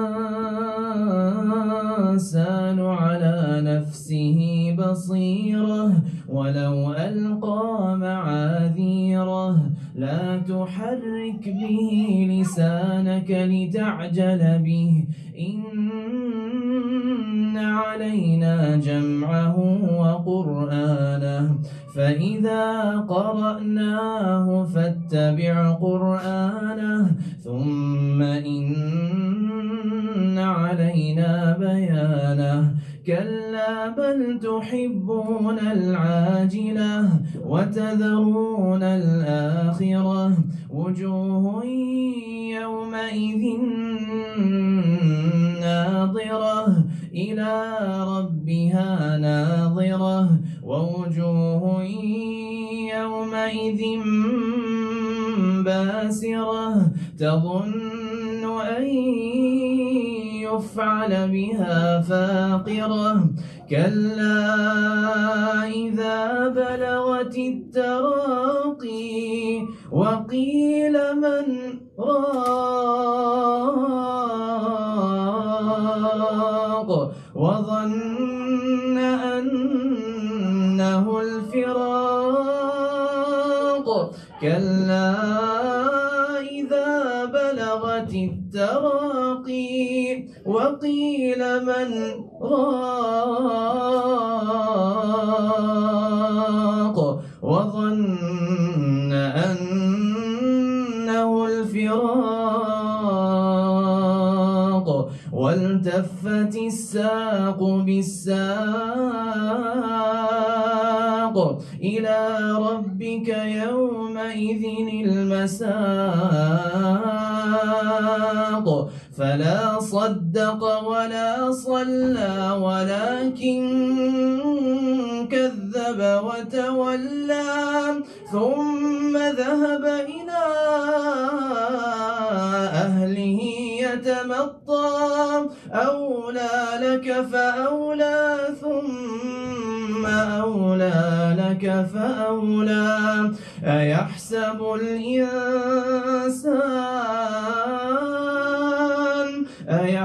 الإنسان أن يترك سدى ألم يك نطفة من مني يمنى ثم كان علقة فخلق فسوى فجعل منه الزوجين الذكر والأنثى أليس ذلك بقادر على أن يحيي الموتى الله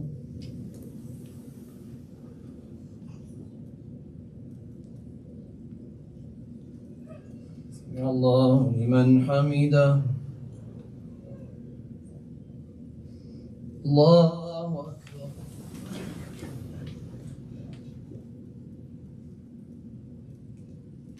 الله أكبر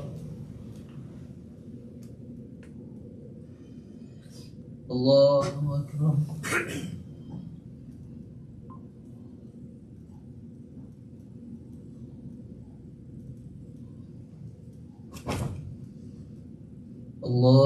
الله أكبر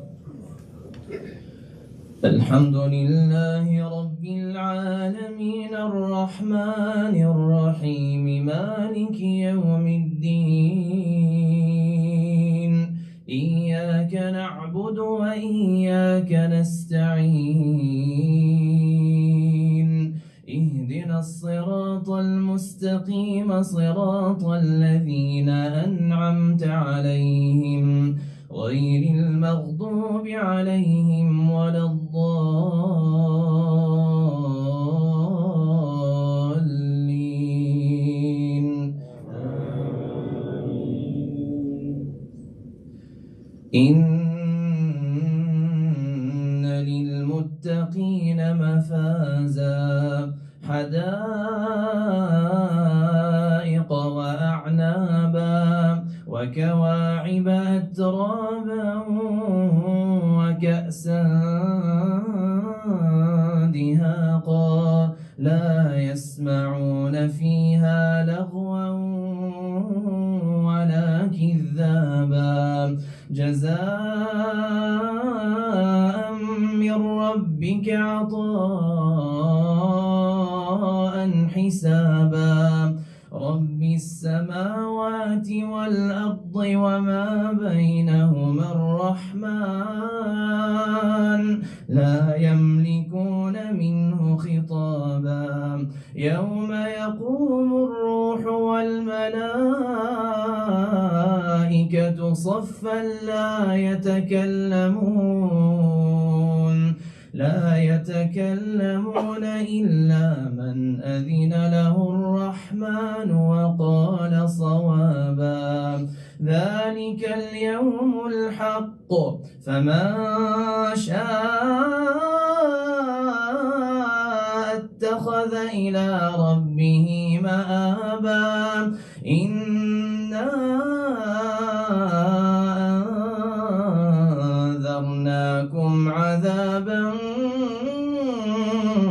قريبا يوم ينظر المرء ما قدمت يداه ويقول الكافر يا ليتني كنت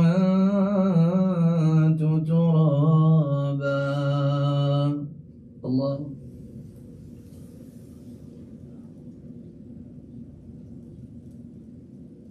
سمع الله لمن حمده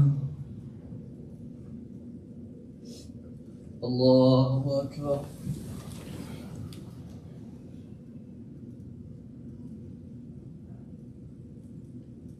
الله أكبر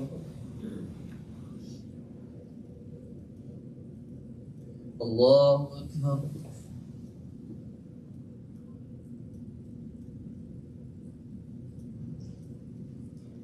الله أكبر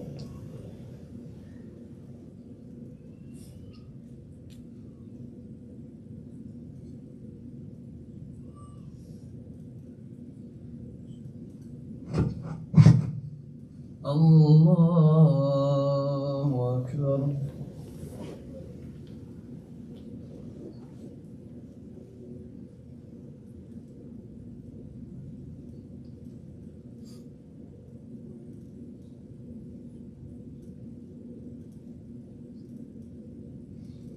الله أكبر.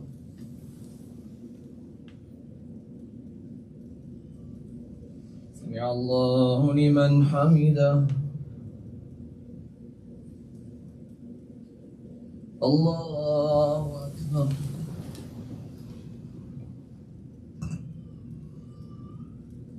الله أكبر. الله أكبر.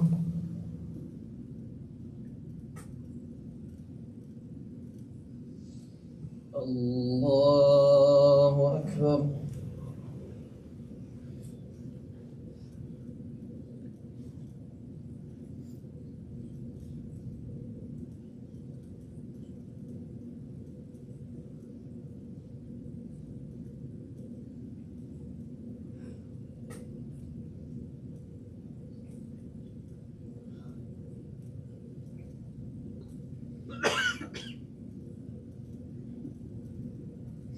السلام عليكم ورحمة الله. السلام عليكم ورحمة الله.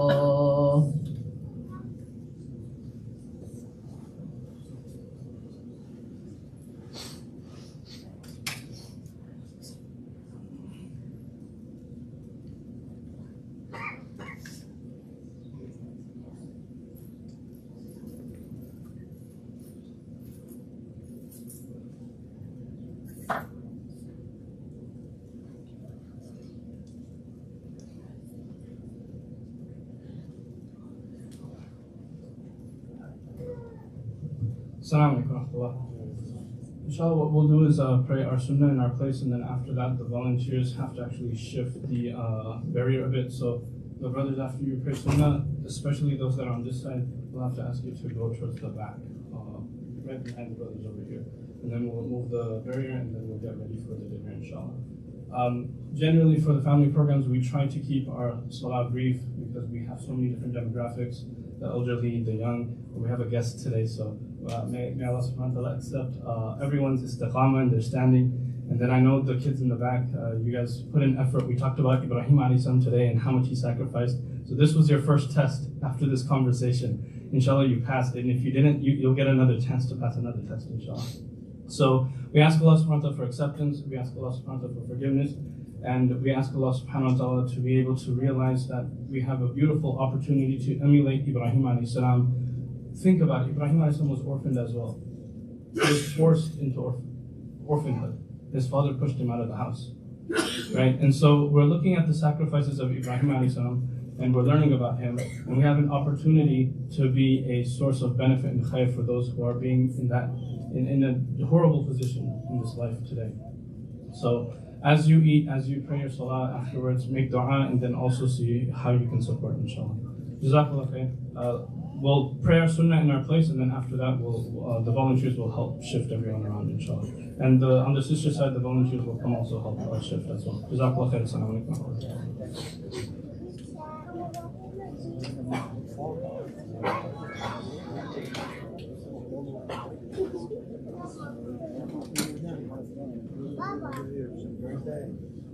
He went to the court.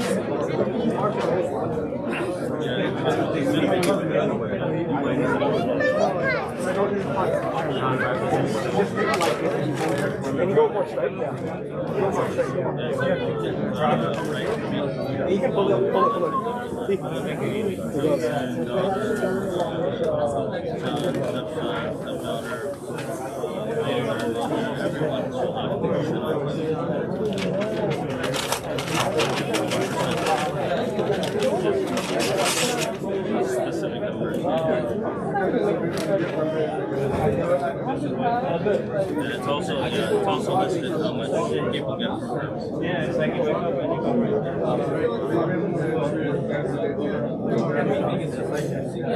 everything is listed out. You have to tell me who's alive so that I know. And it depends, like, if you need to tell me the numbers to like 2 other 3 is then the amount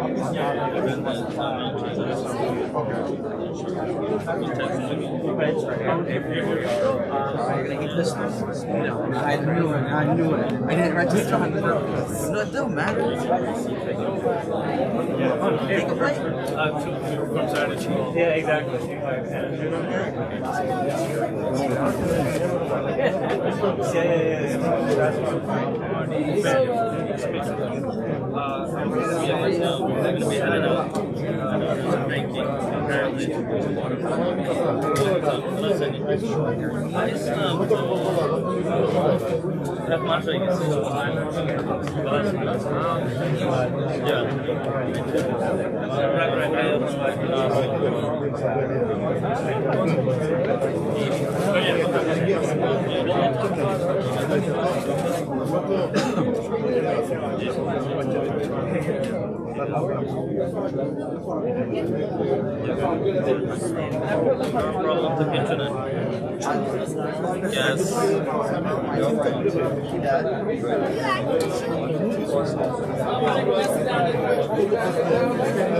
Assalamu alaikum, brothers. Please go ahead and begin sitting down at the sheets, inshallah. The brothers will bring the food to you.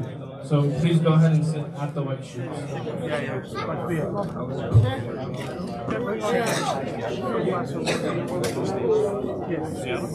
You started in your project from the life.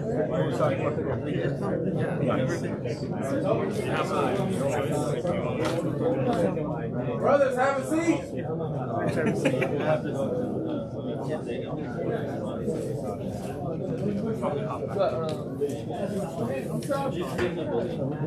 a bully. You see something like Sanitary. I can say what I fun doing her though. I can sit on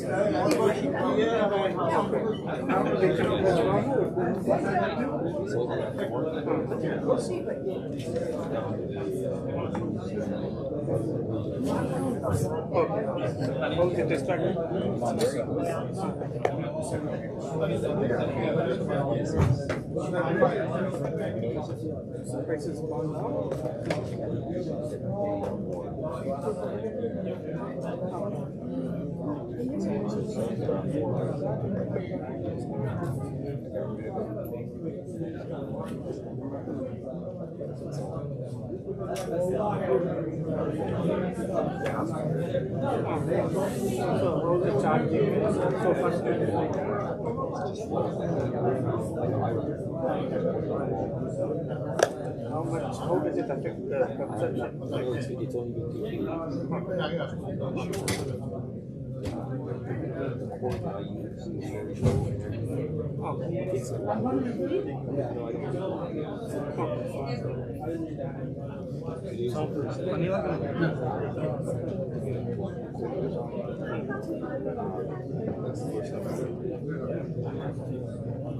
Serious right now? Are you serious? I got my water bottle. Yeah.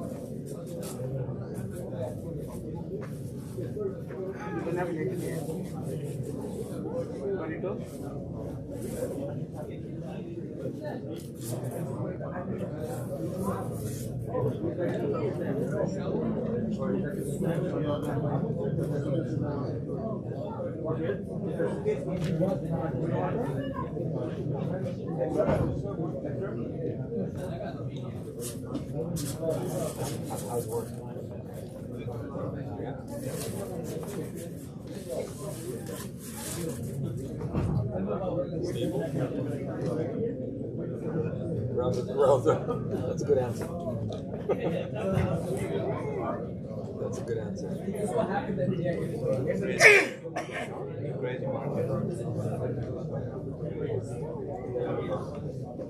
puts you on the edge a little bit.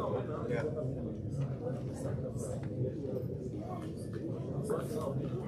Makes it hard to plan long term.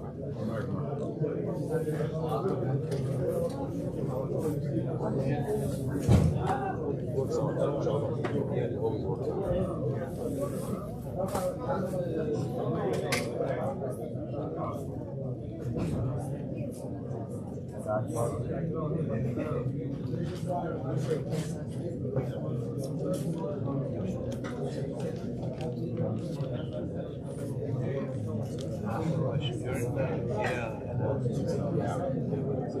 Do you guys use like Neo4j? This is 4J. Yeah.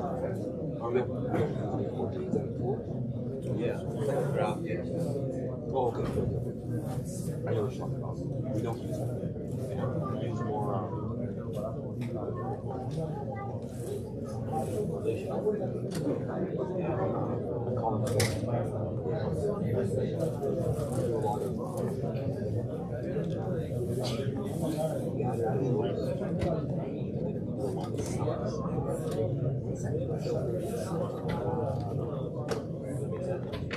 For that reason, works more.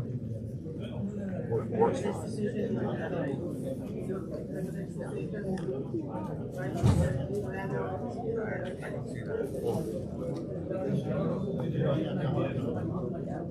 I haven't seen use of graph for this.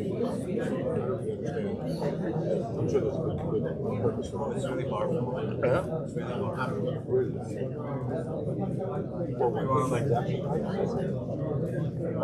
In different use cases, for example, you're trying to find like connections. I see. Reporting structure. Really? Oh, I see. Trying to find like commonalities. Oh.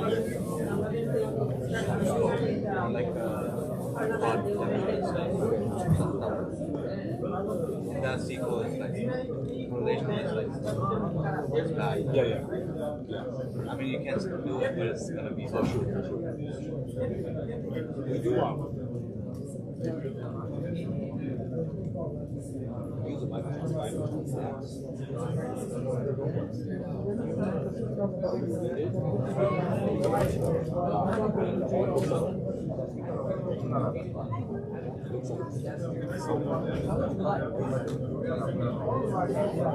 So after we place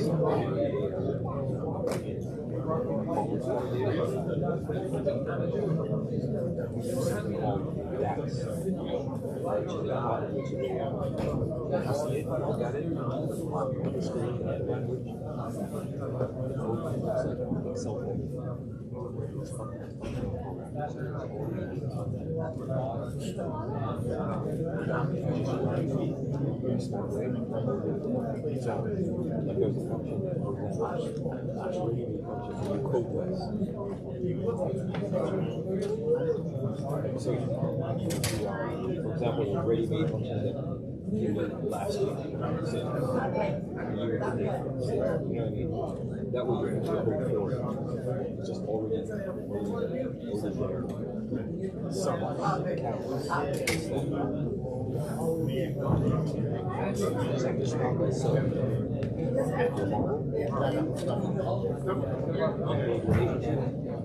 and then if you use that language, not SQL, you use SQL to write it. We just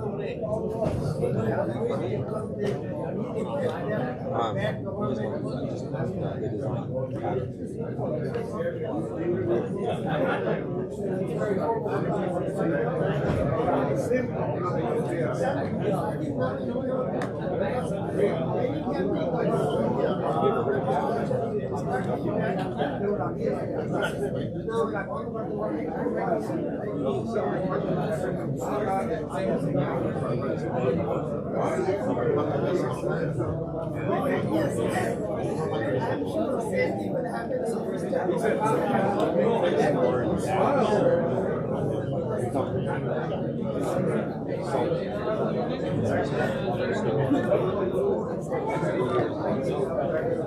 Because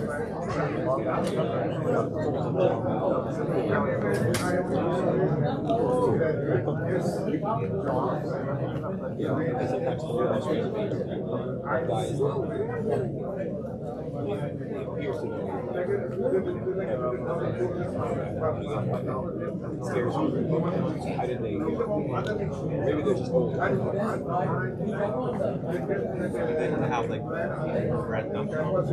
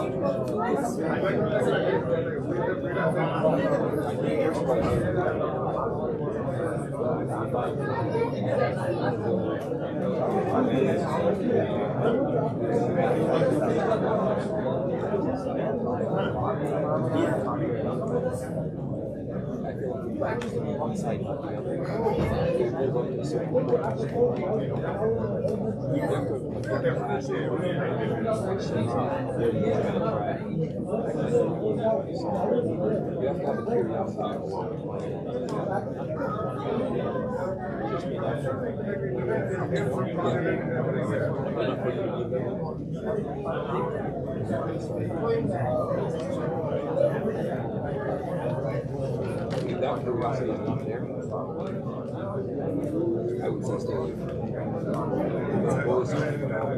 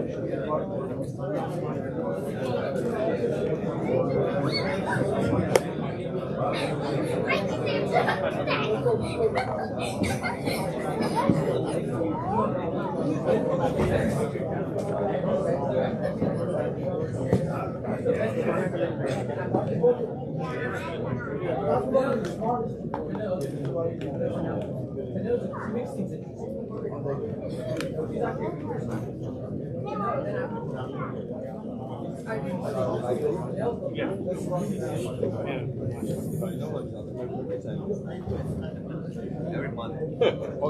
Yeah, every month. First Saturdays.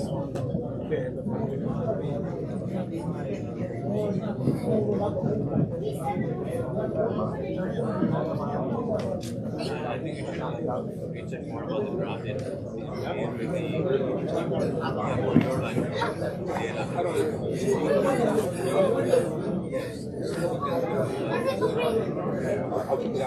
Yeah, you know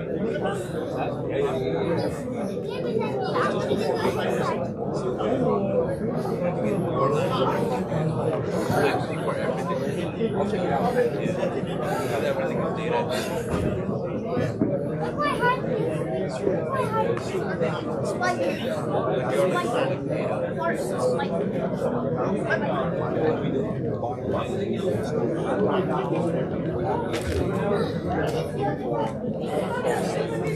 Yeah, I think even for that,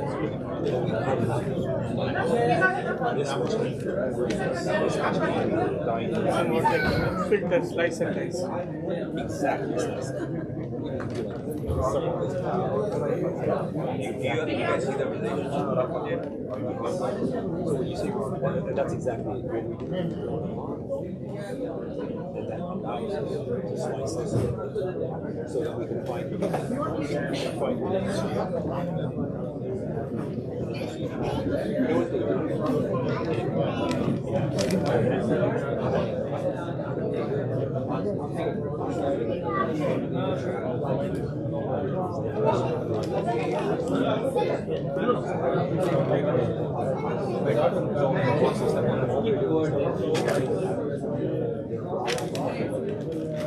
last year,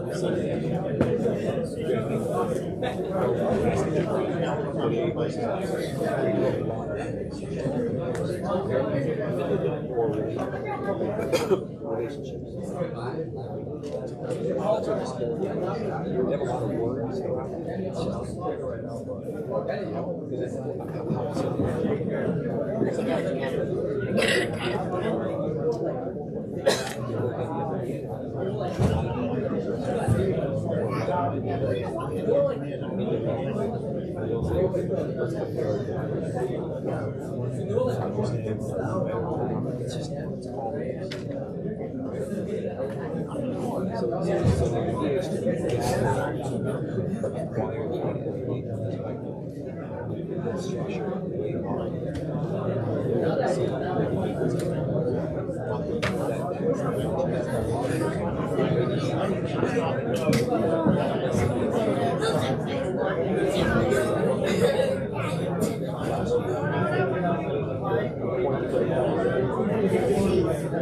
The sales it's like 3 words. You just have to know how to do it. You have to know point A, how to do it. So, does that make sense?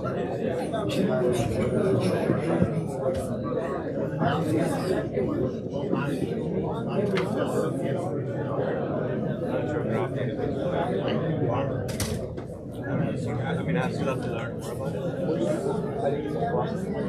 Just research. But it's research. You know, you guys don't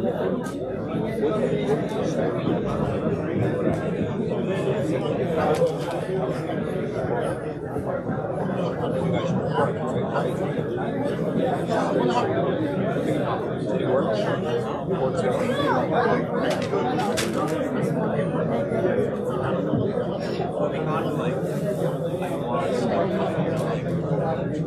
Using SQL, just like yeah. Say if you want to like make like recommendations to the user, you cannot do that. It's the same way with the graph. You guys build the app for the web.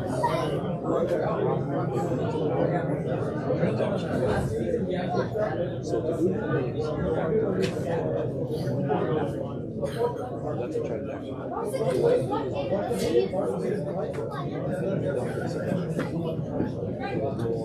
Grab, whatever. Because the way it's on the ones on the door, it's not normally that allows that's the whole point. We don't want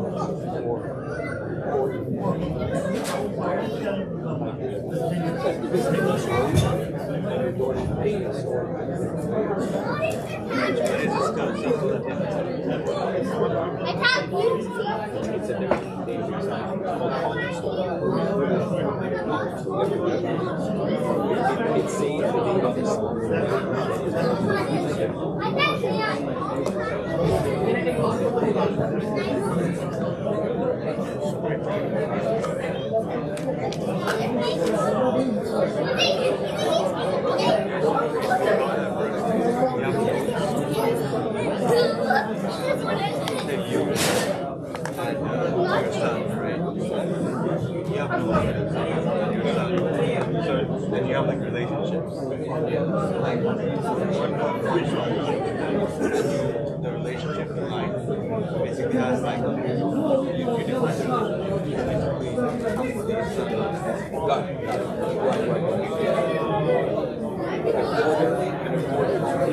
Yeah. So you have a child. Not exactly. It can be like multi-dimensional. So suppose you are one node, right? You can have like different nodes of your company, your son. So you work at this company as this.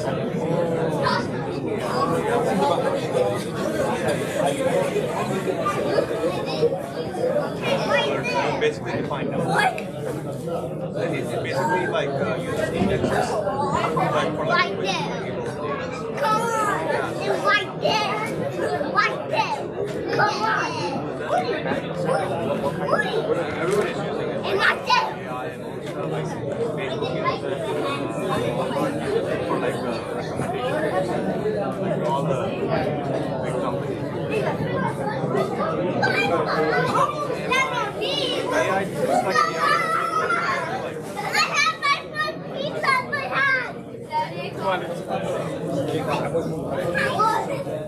Assalamu alaikum. Baba, you told me my little one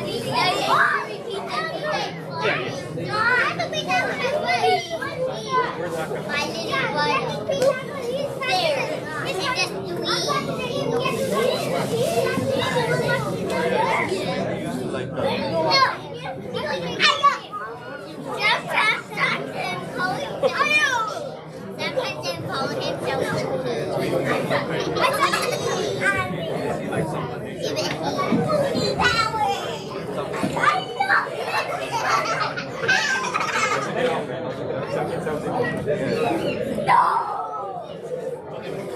What are you doing to my little one? You're so crazy. You know, Jeff next time. There was like an event. I think it was last year.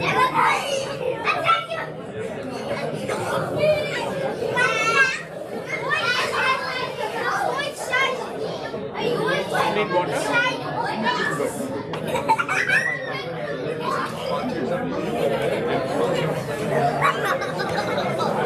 It's like $500.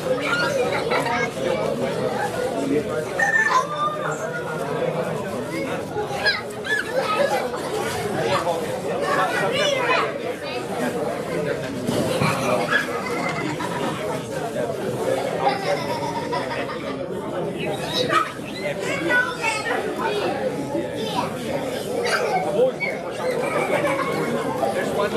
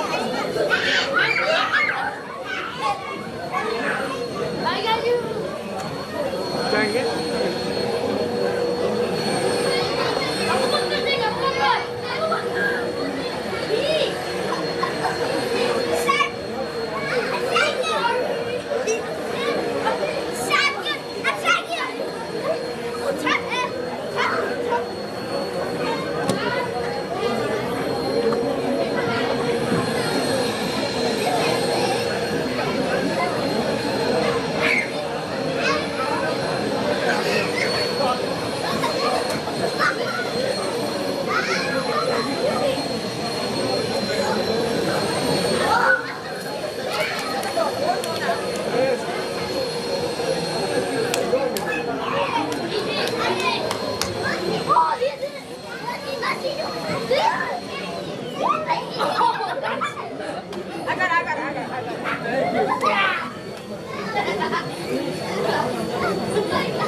this one, not this one, that one.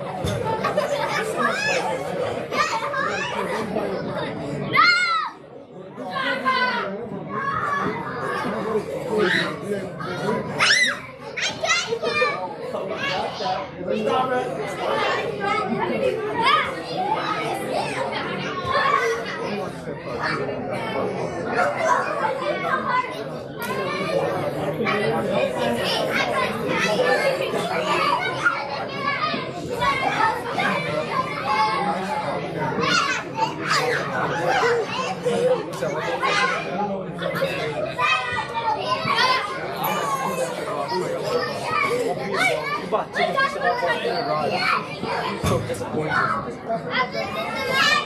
40 a long hour, you can study that long Guys, chill. Before we get mad, bro. This guy better chill out. Hold me back. Let's do it. Bro, we gotta shoot this guy. This guy doesn't know. Look. This guy doesn't know. What is that? This, bro.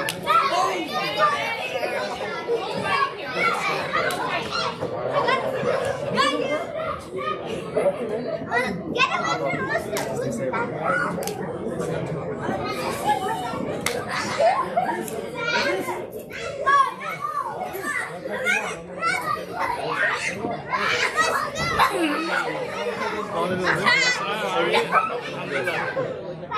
Great seeing you. Yeah. How's everything?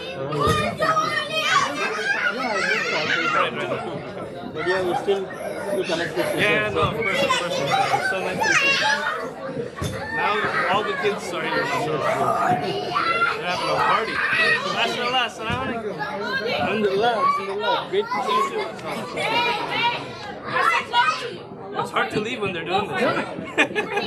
Would you? No, don't fight. Boys, relax, okay? Let's all relax. Guys.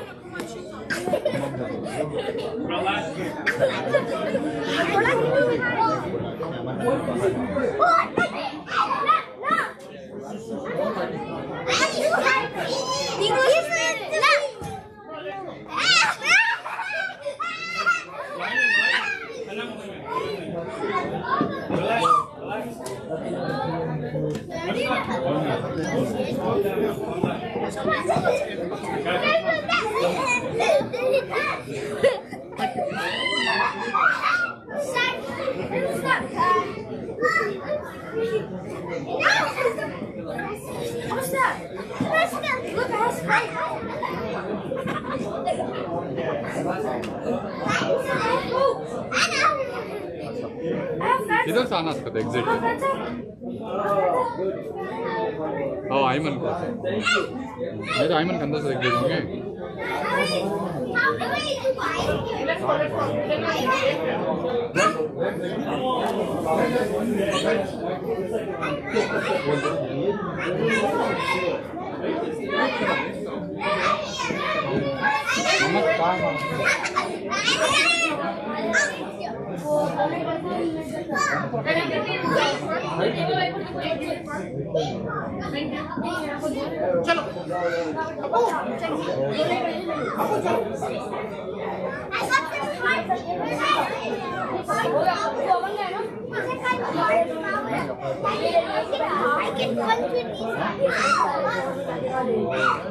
कुछ घुमा दो रुको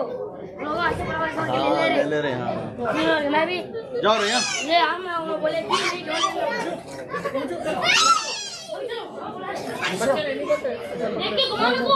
चलो let's go निकल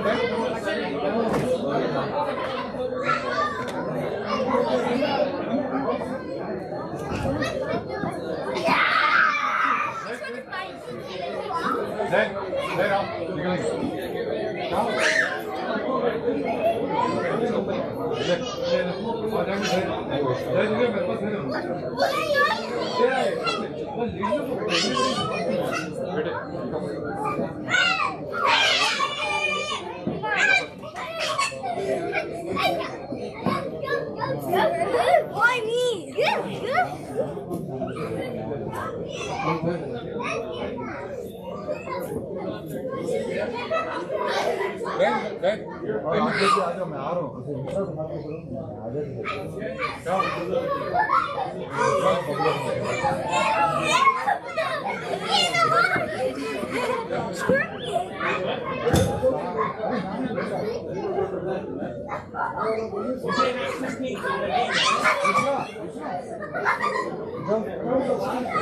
Wait, you speak Spanish? Right?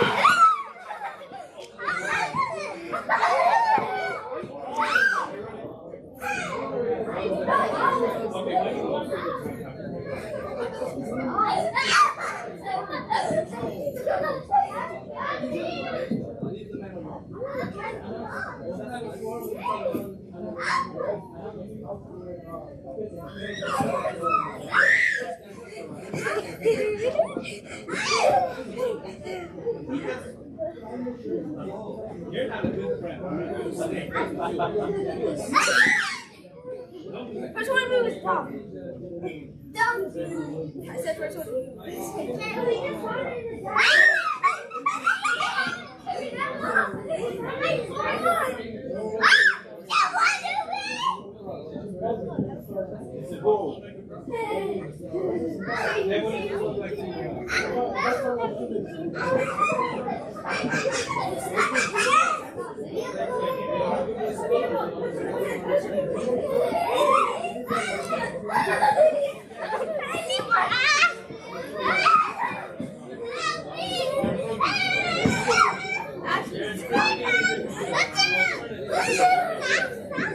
Give it to me, give it to me.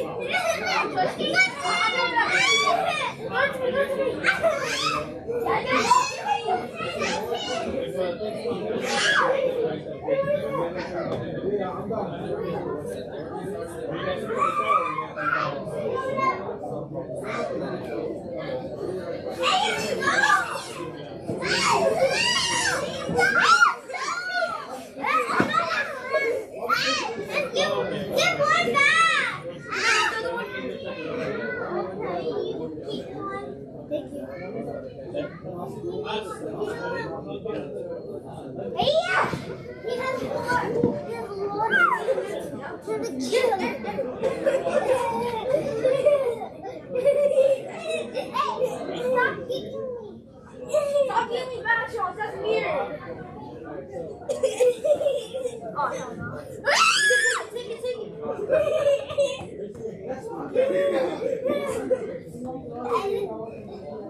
Yeah, beat him up. Okay,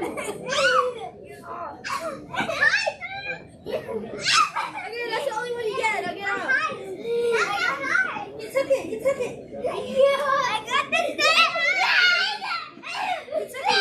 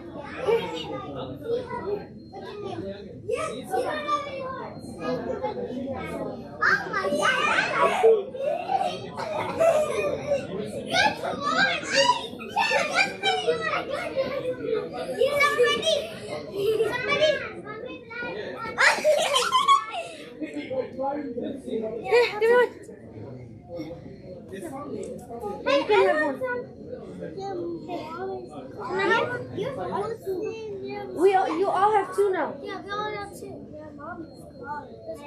Look at this. Look at Daddy.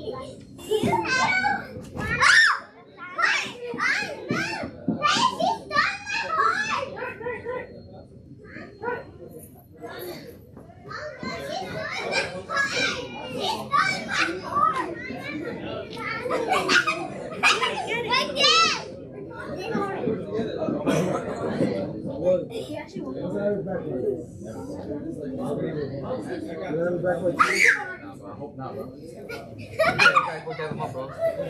Let's go. Dab him up, bro. Huh? You gotta dab him up, bro. I guess you're not going home. It's a beef team, bro. Oh. It's a beef team momentum. But I boss you, bro. Stay safe, bro. Mufti. Assalamu alaikum. Come here. Come here.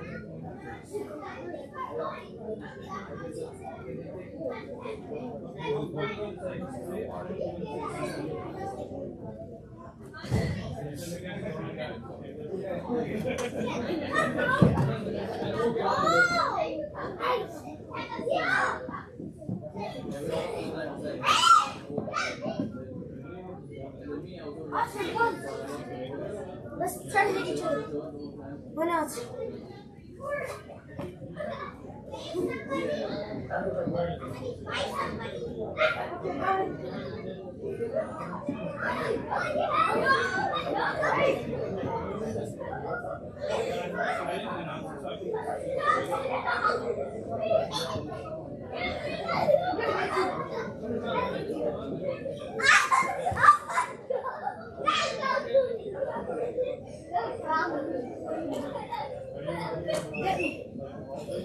I know.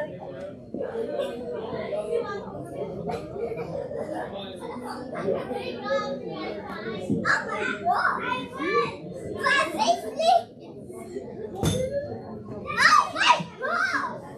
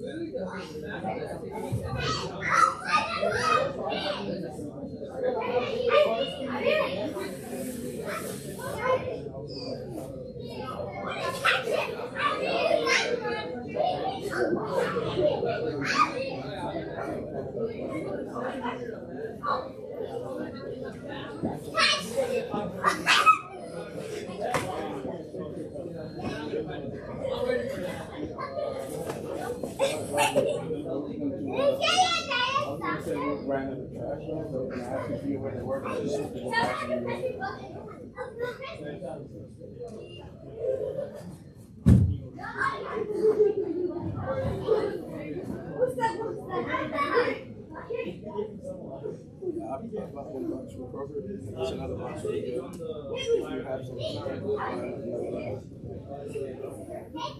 yeah. Sure. Guys, relax. Calm down now. You're okay. It's gonna be alright. You've been running around for a while now. Let these young ones also calm down. Let them go to sleep, you know? Here, if you keep doing this, you're gonna. Okay. It's like barely alive. Okay. Do you have another position?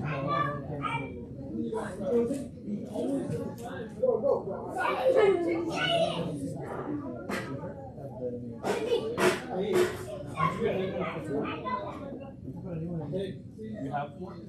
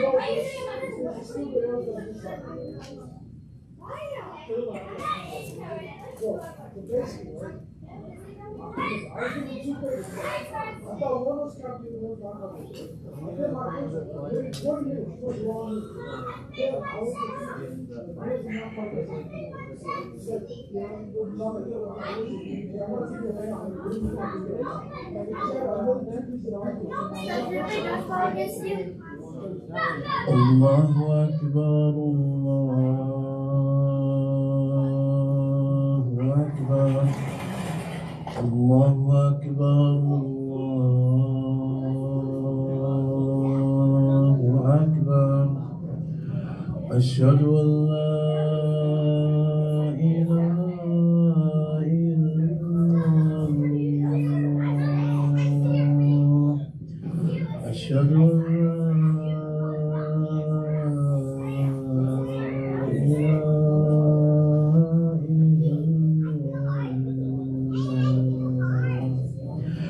أشهد أن محمدا رسول الله أشهد أن محمدا رسول الله حي على الصلاة حي على الصلاة حي على الفلاح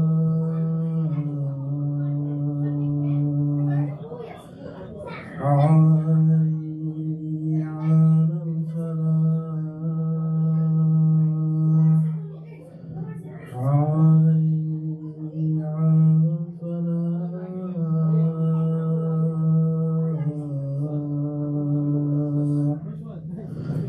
الله أكبر الله أكبر لا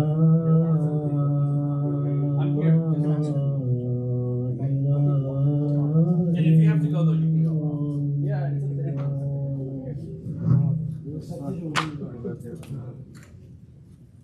where's your trust? Let's take it off.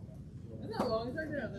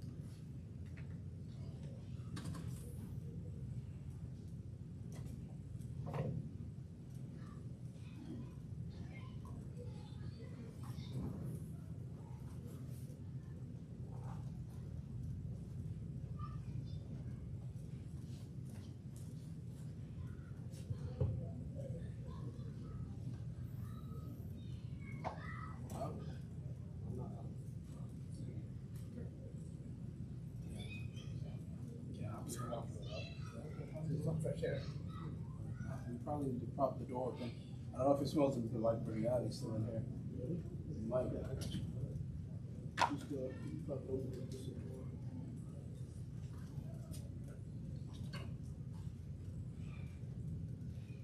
You gotta take all this? Yeah, I'll throw it in the back of my car, and then after, yeah, come with me. After Isha, we'll go. Okay. Shopping. I'm good.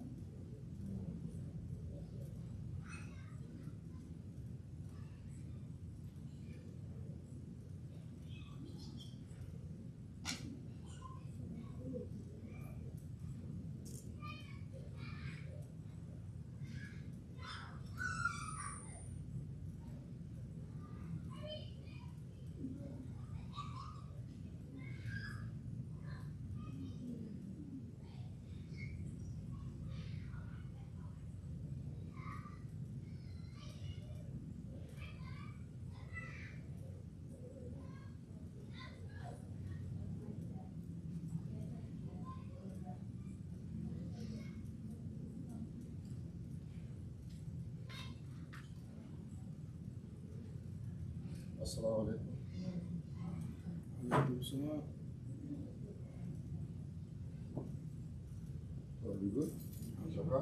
Huh? Say that again? Yeah, yeah. Alternator.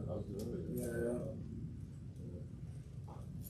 Alternator got burned out sitting there somehow. You can shoot them if you leave like sleep. Well, I mean, I left the keys behind, but nobody. I mean, it's my fault at the end of the day. So probably like every couple days, 2 or 3 days. Alhamdulillah, that's a good thing. The alternator needed to be changed anyway. Okay. Yeah, the one that they pulled that, I was like, I didn't realize what it was. It was so burned up. So. Oh, wow. I hope it didn't cost you much. Alhamdulillah.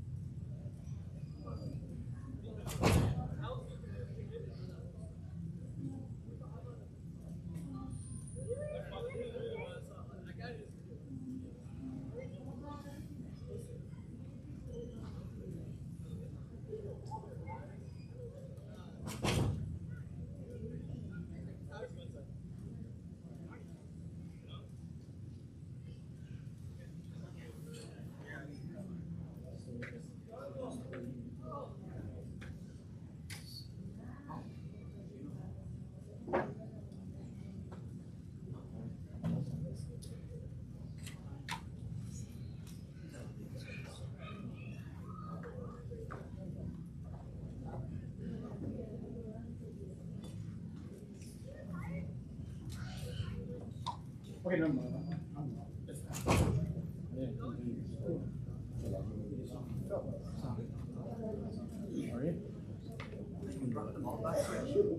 They decide to stay.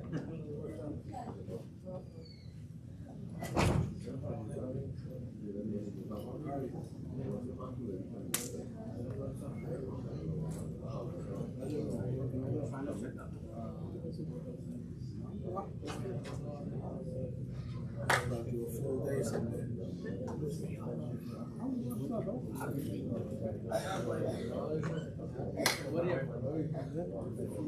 You smoke good? No, that's you.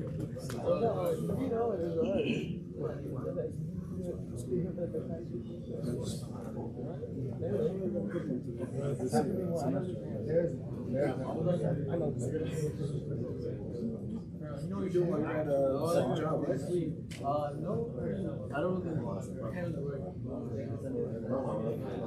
I mean, I figure if it's like chill, you can kind of look at it.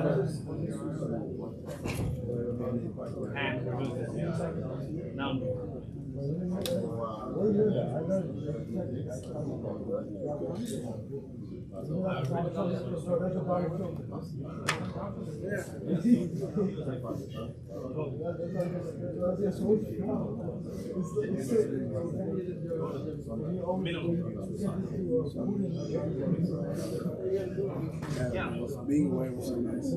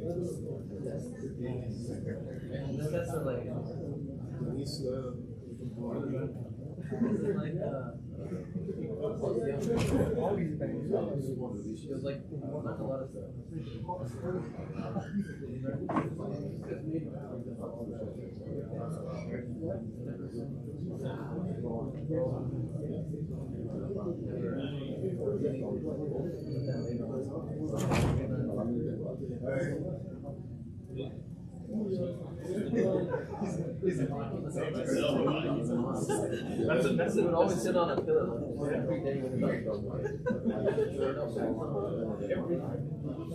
Oh yeah. I was about to notice.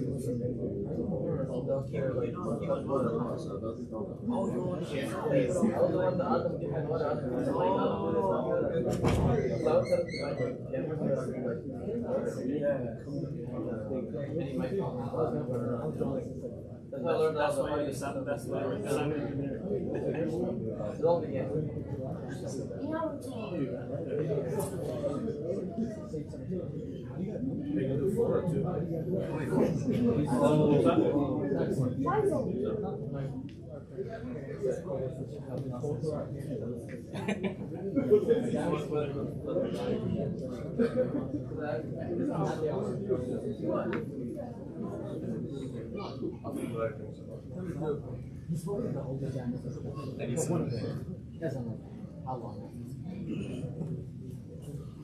الله أكبر الله أكبر أشهد أن لا إله إلا الله أشهد أن محمدا رسول الله حي على الصلاة حي على الفلاح قد قامت الصلاة قد قامت الصلاة الله أكبر الله أكبر لا إله إلا الله. استووا اعتدلوا. Straighten the road. الله أكبر.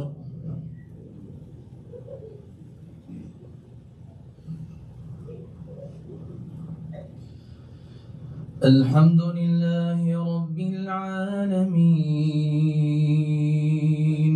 الرحمن الرحيم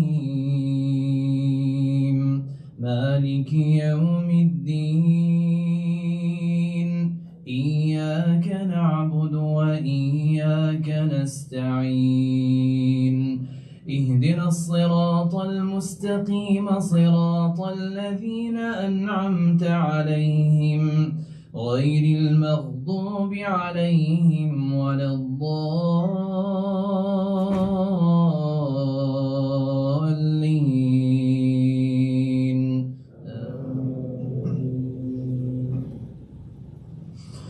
وقال الذي آمن يا قوم اتبعون أهدكم سبيل الرشاد يا قوم إنما هذه الحياة الدنيا متاع وإن الآخرة هي دار القرار من عمل سيئة فلا يجزى إلا مثلها ومن عمل صالحا من ذكر أو أنثى وهو مؤمن فأولئك يدخلون الجنة يرزقون فيها بغير حساب ويا قوم ما لي أدعوكم إلى النجاة وتدعونني إلى النار تدعونني لأكفر بالله وأشرك به ما ليس لي به علم وأنا أدعوكم إلى العزيز الغفار وأنا أدعوكم إلى العزيز الغفار لا جرم أن ما تدعونني إليه ليس له دعوة في الدنيا ولا في الآخرة وأن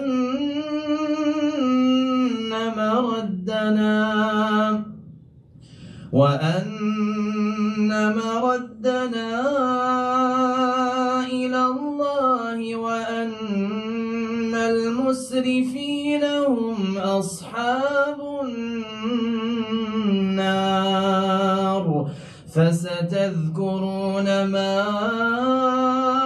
أقول لكم وأفوض أمري إلى الله إن الله بصير بالعباد فوقاه الله سيئات ما مكروا وحاق بآل فرعون سوء العذاب النار يعرضون عليها غدوا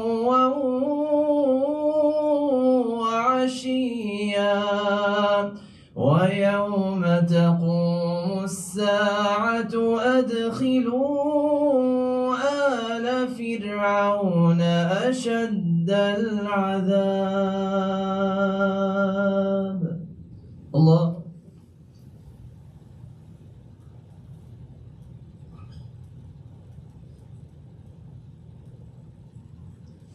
الله لمن حمده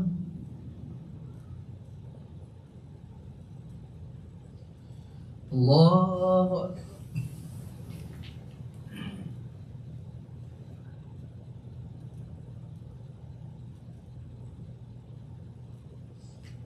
الله أكبر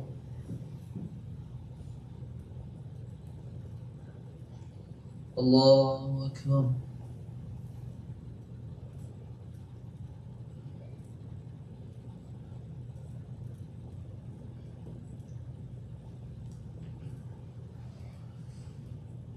الله أكبر الحمد لله رب العالمين الرحمن الرحيم مالك يوم الدين إياك نعبد وإياك نستعين اهدنا الصراط المستقيم صراط الذين أنعمت عليهم غير المغضوب عليهم ولا الضالين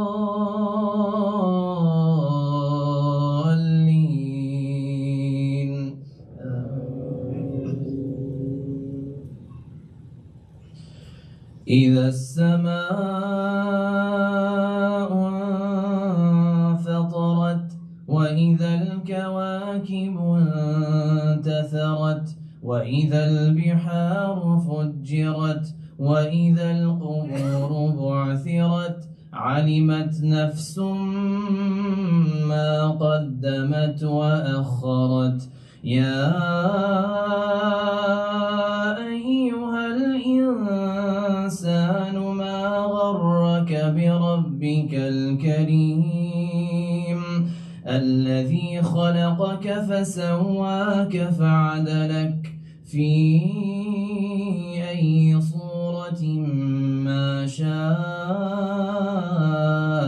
ركبك كلا بل تكذبون بالدين وإن عليكم لحافظين كراما كاتبين يعلمون ما تفعلون إن الأبرار لفي نعيم وإن الفجار لفي جحيم يصلونها يوم الدين وما هم عنها بغائبين وما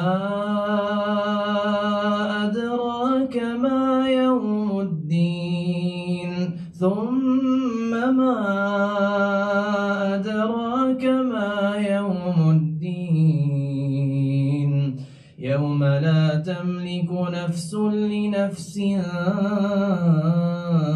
شيئا والأمر يومئذ لله الله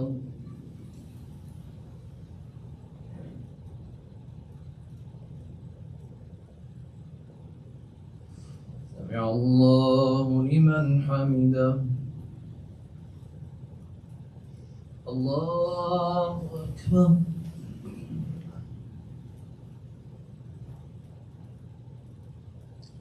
الله أكبر الله أكبر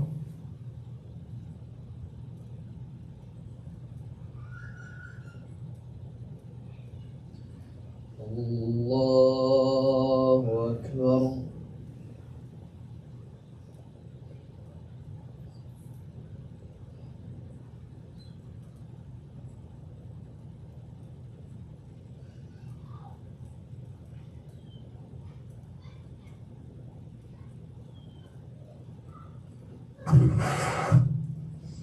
الله أكبر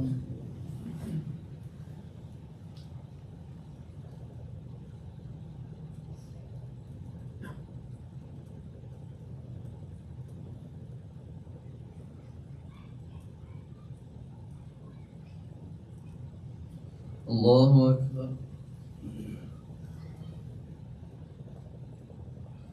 سمع الله لمن حمده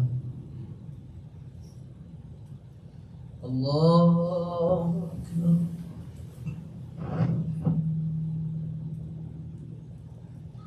الله أكبر الله أكبر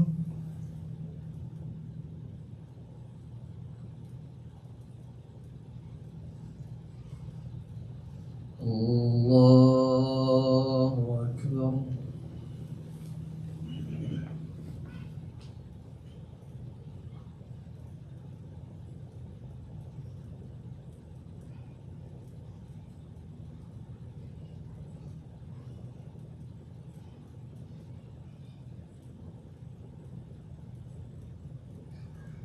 الله أكبر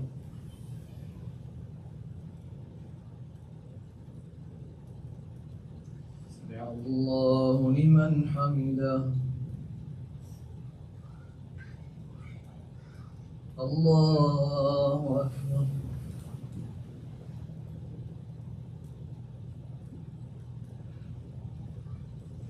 الله الله أكبر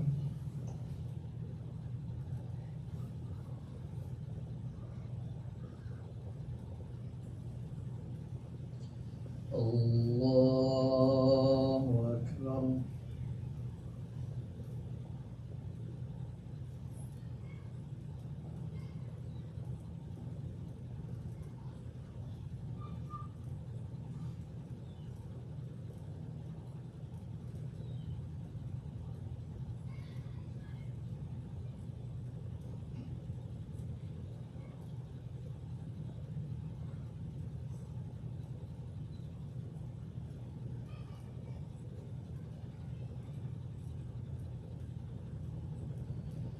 السلام عليكم ورحمة الله السلام عليكم ورحمة الله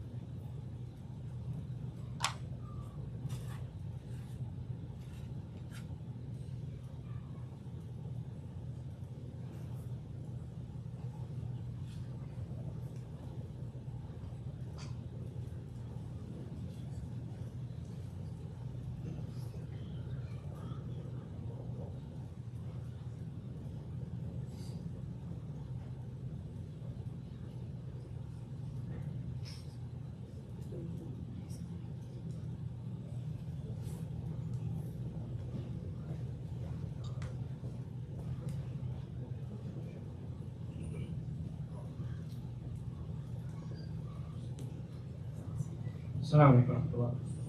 Alhamdulillah, as you know, our Party Sahib and Brother Said from Zakat Foundation has been here from the family program. If anyone still wants to, they didn't get a chance to meet with them to learn more about the foundation, they'll be here for another 10 minutes or so. You can meet with them. And if you want to donate, they will be available for collecting donations. Jazakallah khair.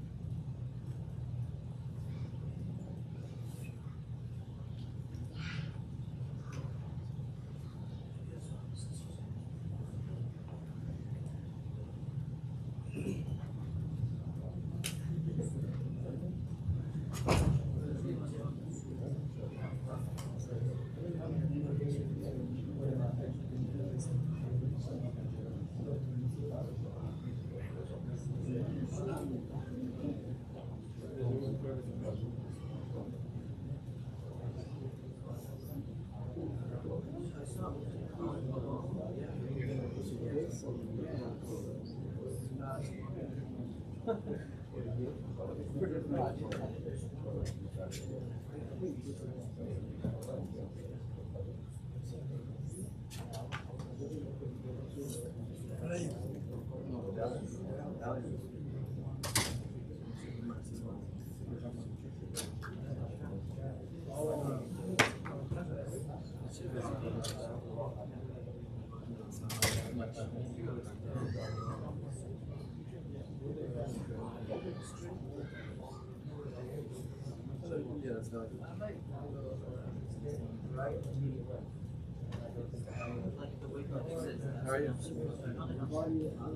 Yes, yes. What's your name?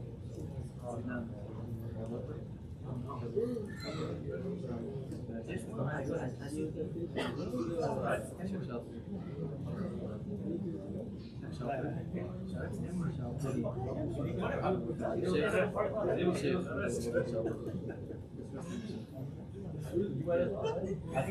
was told that the name was Chef, and then he was like, I told that Chef.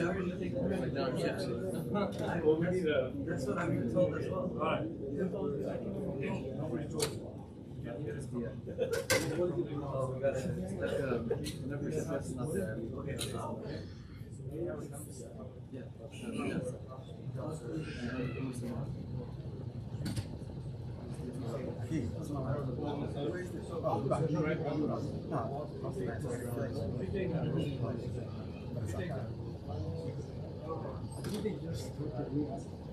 No, you go. I gotta take it.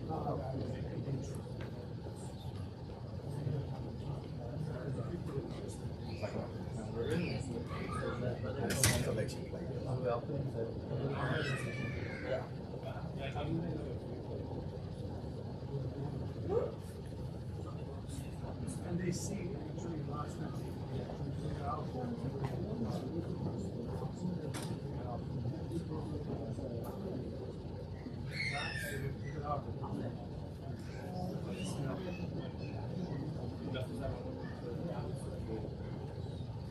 We met yesterday. Friday.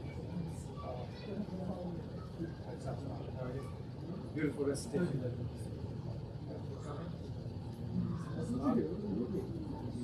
Help.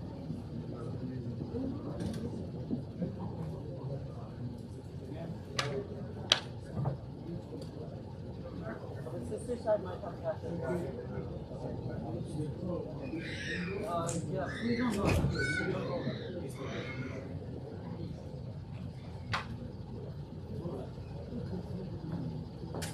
He doesn't have that.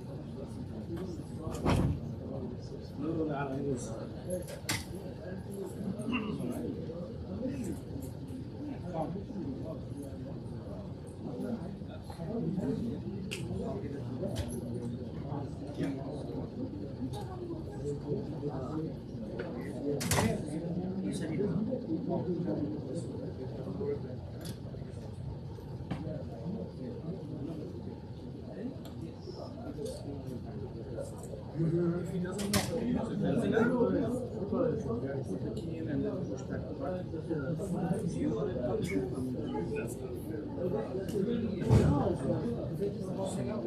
That's true. No, I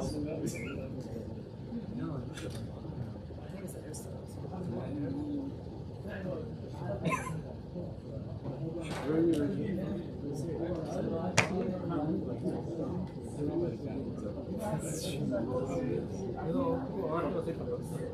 You kind of get fucked up. But I also knew that you're not. He's gonna look at him for a second. You know how to say?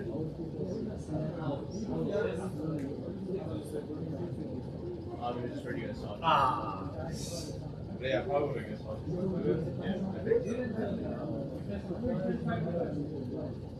My brother Ted, he goes around places. He probably does. Went to Islam. No. I see it. I'll say you have to come. If you're trying to get this guy, I don't know. Finally found it. We'll see how it is. I'm going right now. You got it. But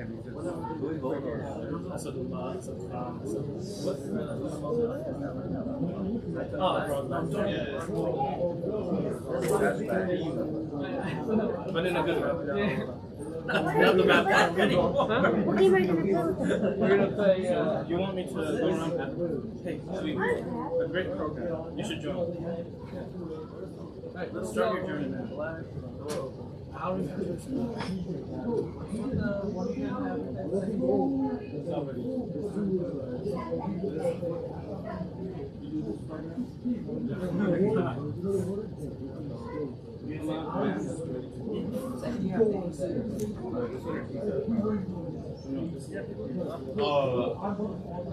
got to do first.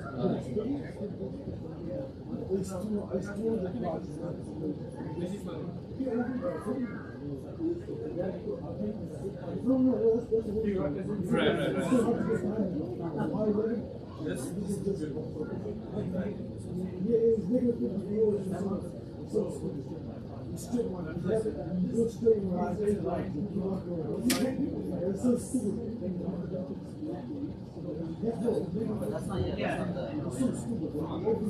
For you. For you.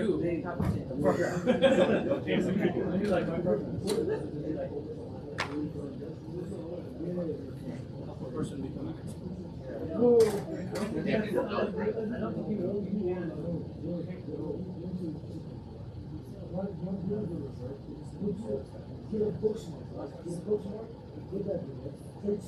But that is why they're adding more people.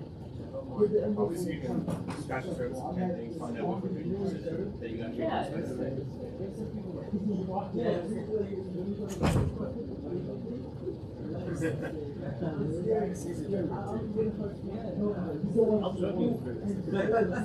I think there's an art here somewhere here. You guys did. Some people send the night, send salat, send criticism على المدينة. Yeah.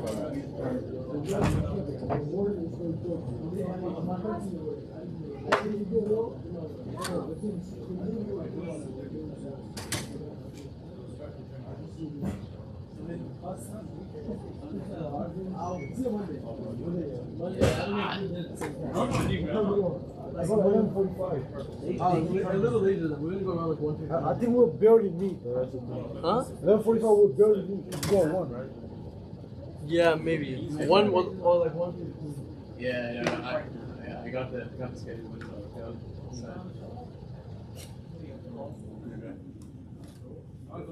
Yeah.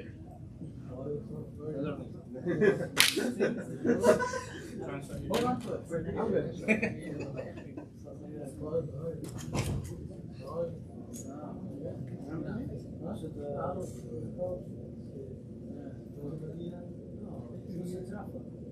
What?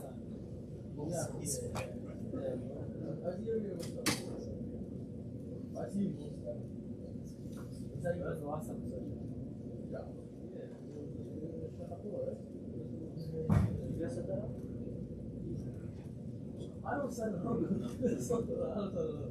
I get called up. Where's the next one? Jaffa is new. Oh, no. Yeah. Is it Jaffa? It's not new, right? Like, relatively. What, 2014? No, Northwood, you know, coming in.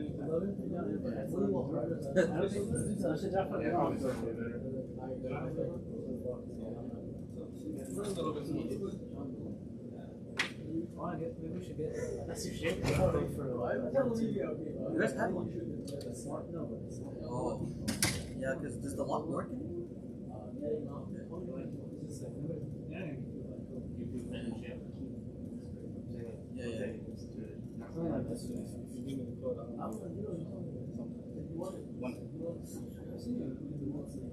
Yes, no. What we've done, I was trying to go against for we'll try to make that. Really? Yeah. Oh, do I know if they're coming back? Who? Probably before Ramadan again. That's the last 2 years. No. Honestly, I don't know what it is at this point. At least I know his name.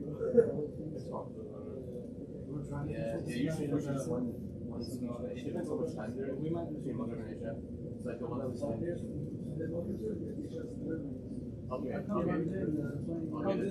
then 3 people. Yeah, because I can't do that. You don't know that's we only 3 people. But we were still like, Oh, Sarah finished at London before Isha. That's a good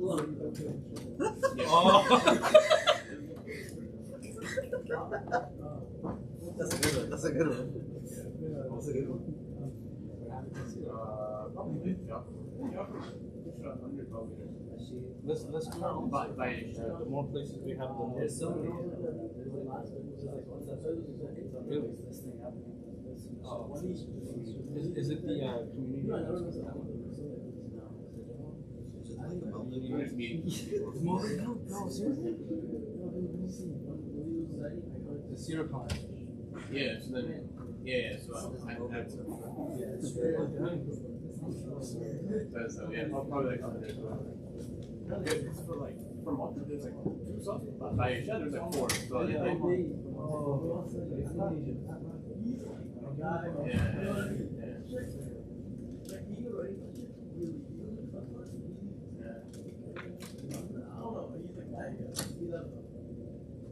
yeah, I literally didn't know that. But that's cool. I told him.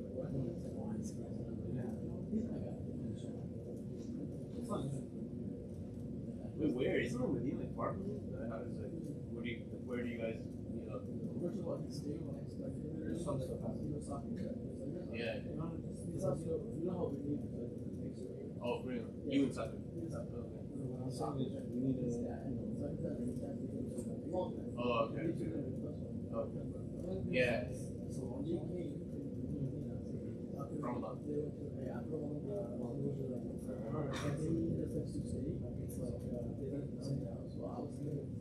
Oh, right. So it's like hanging out.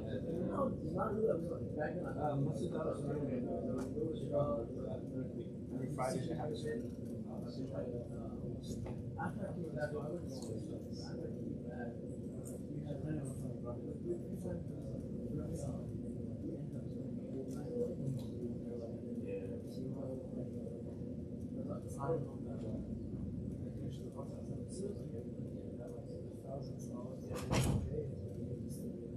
Yeah, it's probably one of the most.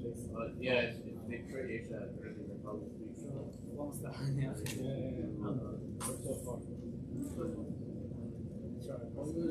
Yeah, that's what we do. And it's still ours. So that's different from what's about their next no, funny. I don't know. Yeah. Yeah, that's true.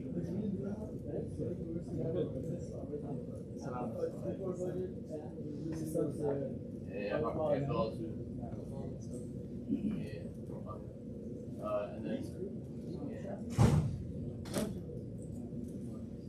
so you here? He did put it on there. Yes.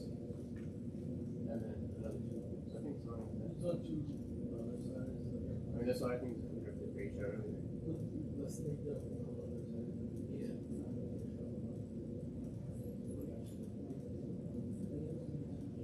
That's what actually is on. Is that the Imam better at speech giving or is he better? Oh, yes. What do you think about? No, it's not bad. Interesting. That's fine. Very good. I'm very good.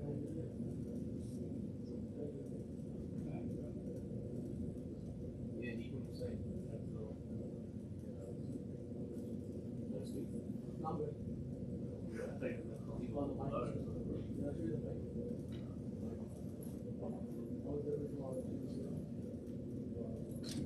It's usually it. It's not it. Oh, it's not very close, is it? This is literally what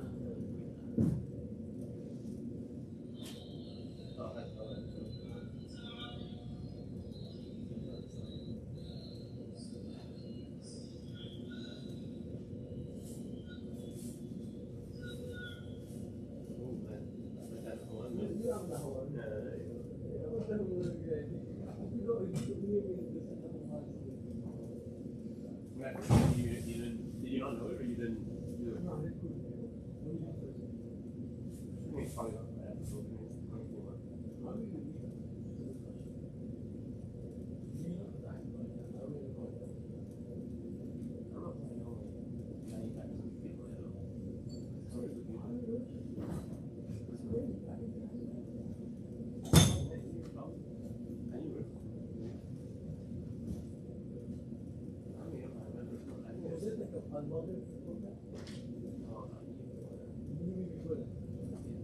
sat, we were like sitting in this corner. Yeah, we were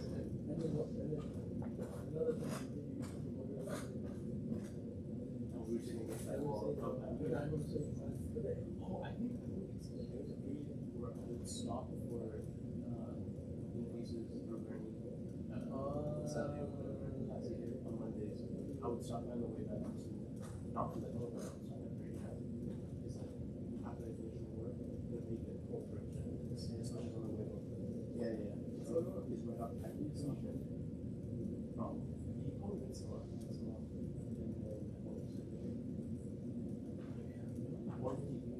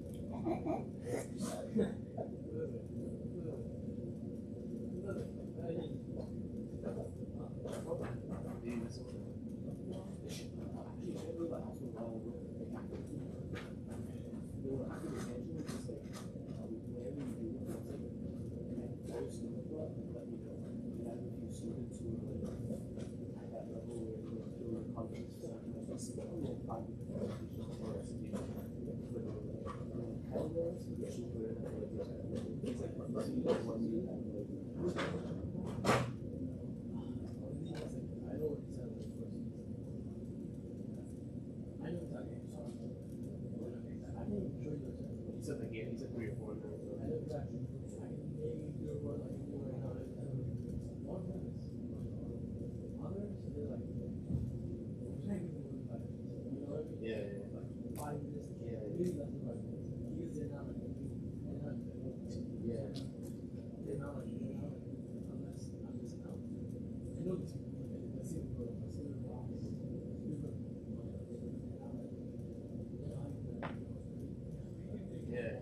Yeah, I think it was more like not like the main, just like spent the night. I was thinking, no, I was thinking like it would make sense to do a tough one because they're on base busted.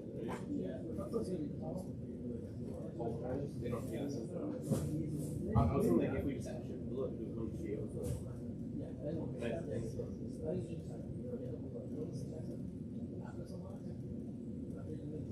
I might get it for we have 2 before someone.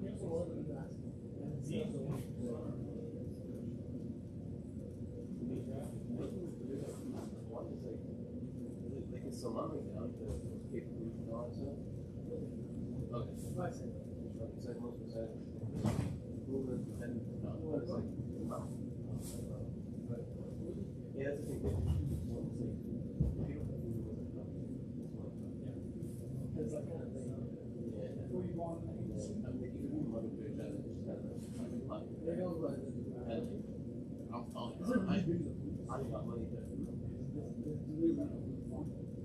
Like every single event did not for you last month. Every single event. Yeah, so you'll be like, because if it's like 25 minutes, like say that it's like that event is like 20 minutes away, there's like half an hour. You're like, I'm not that comfortable. I could just watch the live stream. I don't know which is that for. I could just watch that.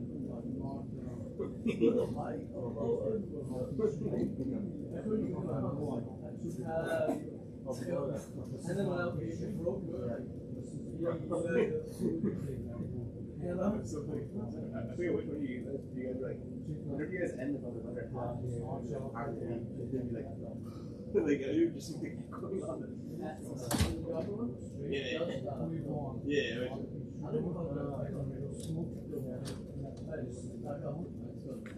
Okay. Good? Yeah. I'll put those in there. And he's going to recycle. But there were a bunch of pizza boxes. So this one is for the lock, right? And then that other thing works with this or no? No, there's already a key that's inside. So you just turn it and press Yeah. the button. So it was. You could just have put it in there. We didn't have to come back. I compacted it anyway because it was already like put to the door. So.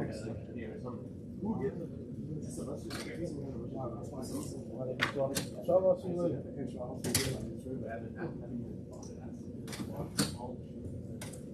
Who you want that for? Yeah, I would probably like to to less than 30 minutes. Yeah, so you want it? Yeah, that's Is that all?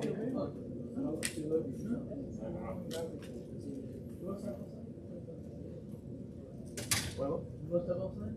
yeah. Hey, can you check what the screen might be on to the It died a couple times. You already. okay. Yeah, that's what I'm saying. So like, I feel bad for, especially since I'm the one inviting them, like on behalf of the masjid or whatever, and the masjid not paying. So far, every masjid has paid. Like every masjid is down to pay. But then if the masjid said they don't want to pay, What was that one? Was it the first one you got? well, they didn't pay you, but they paid you. No way! That's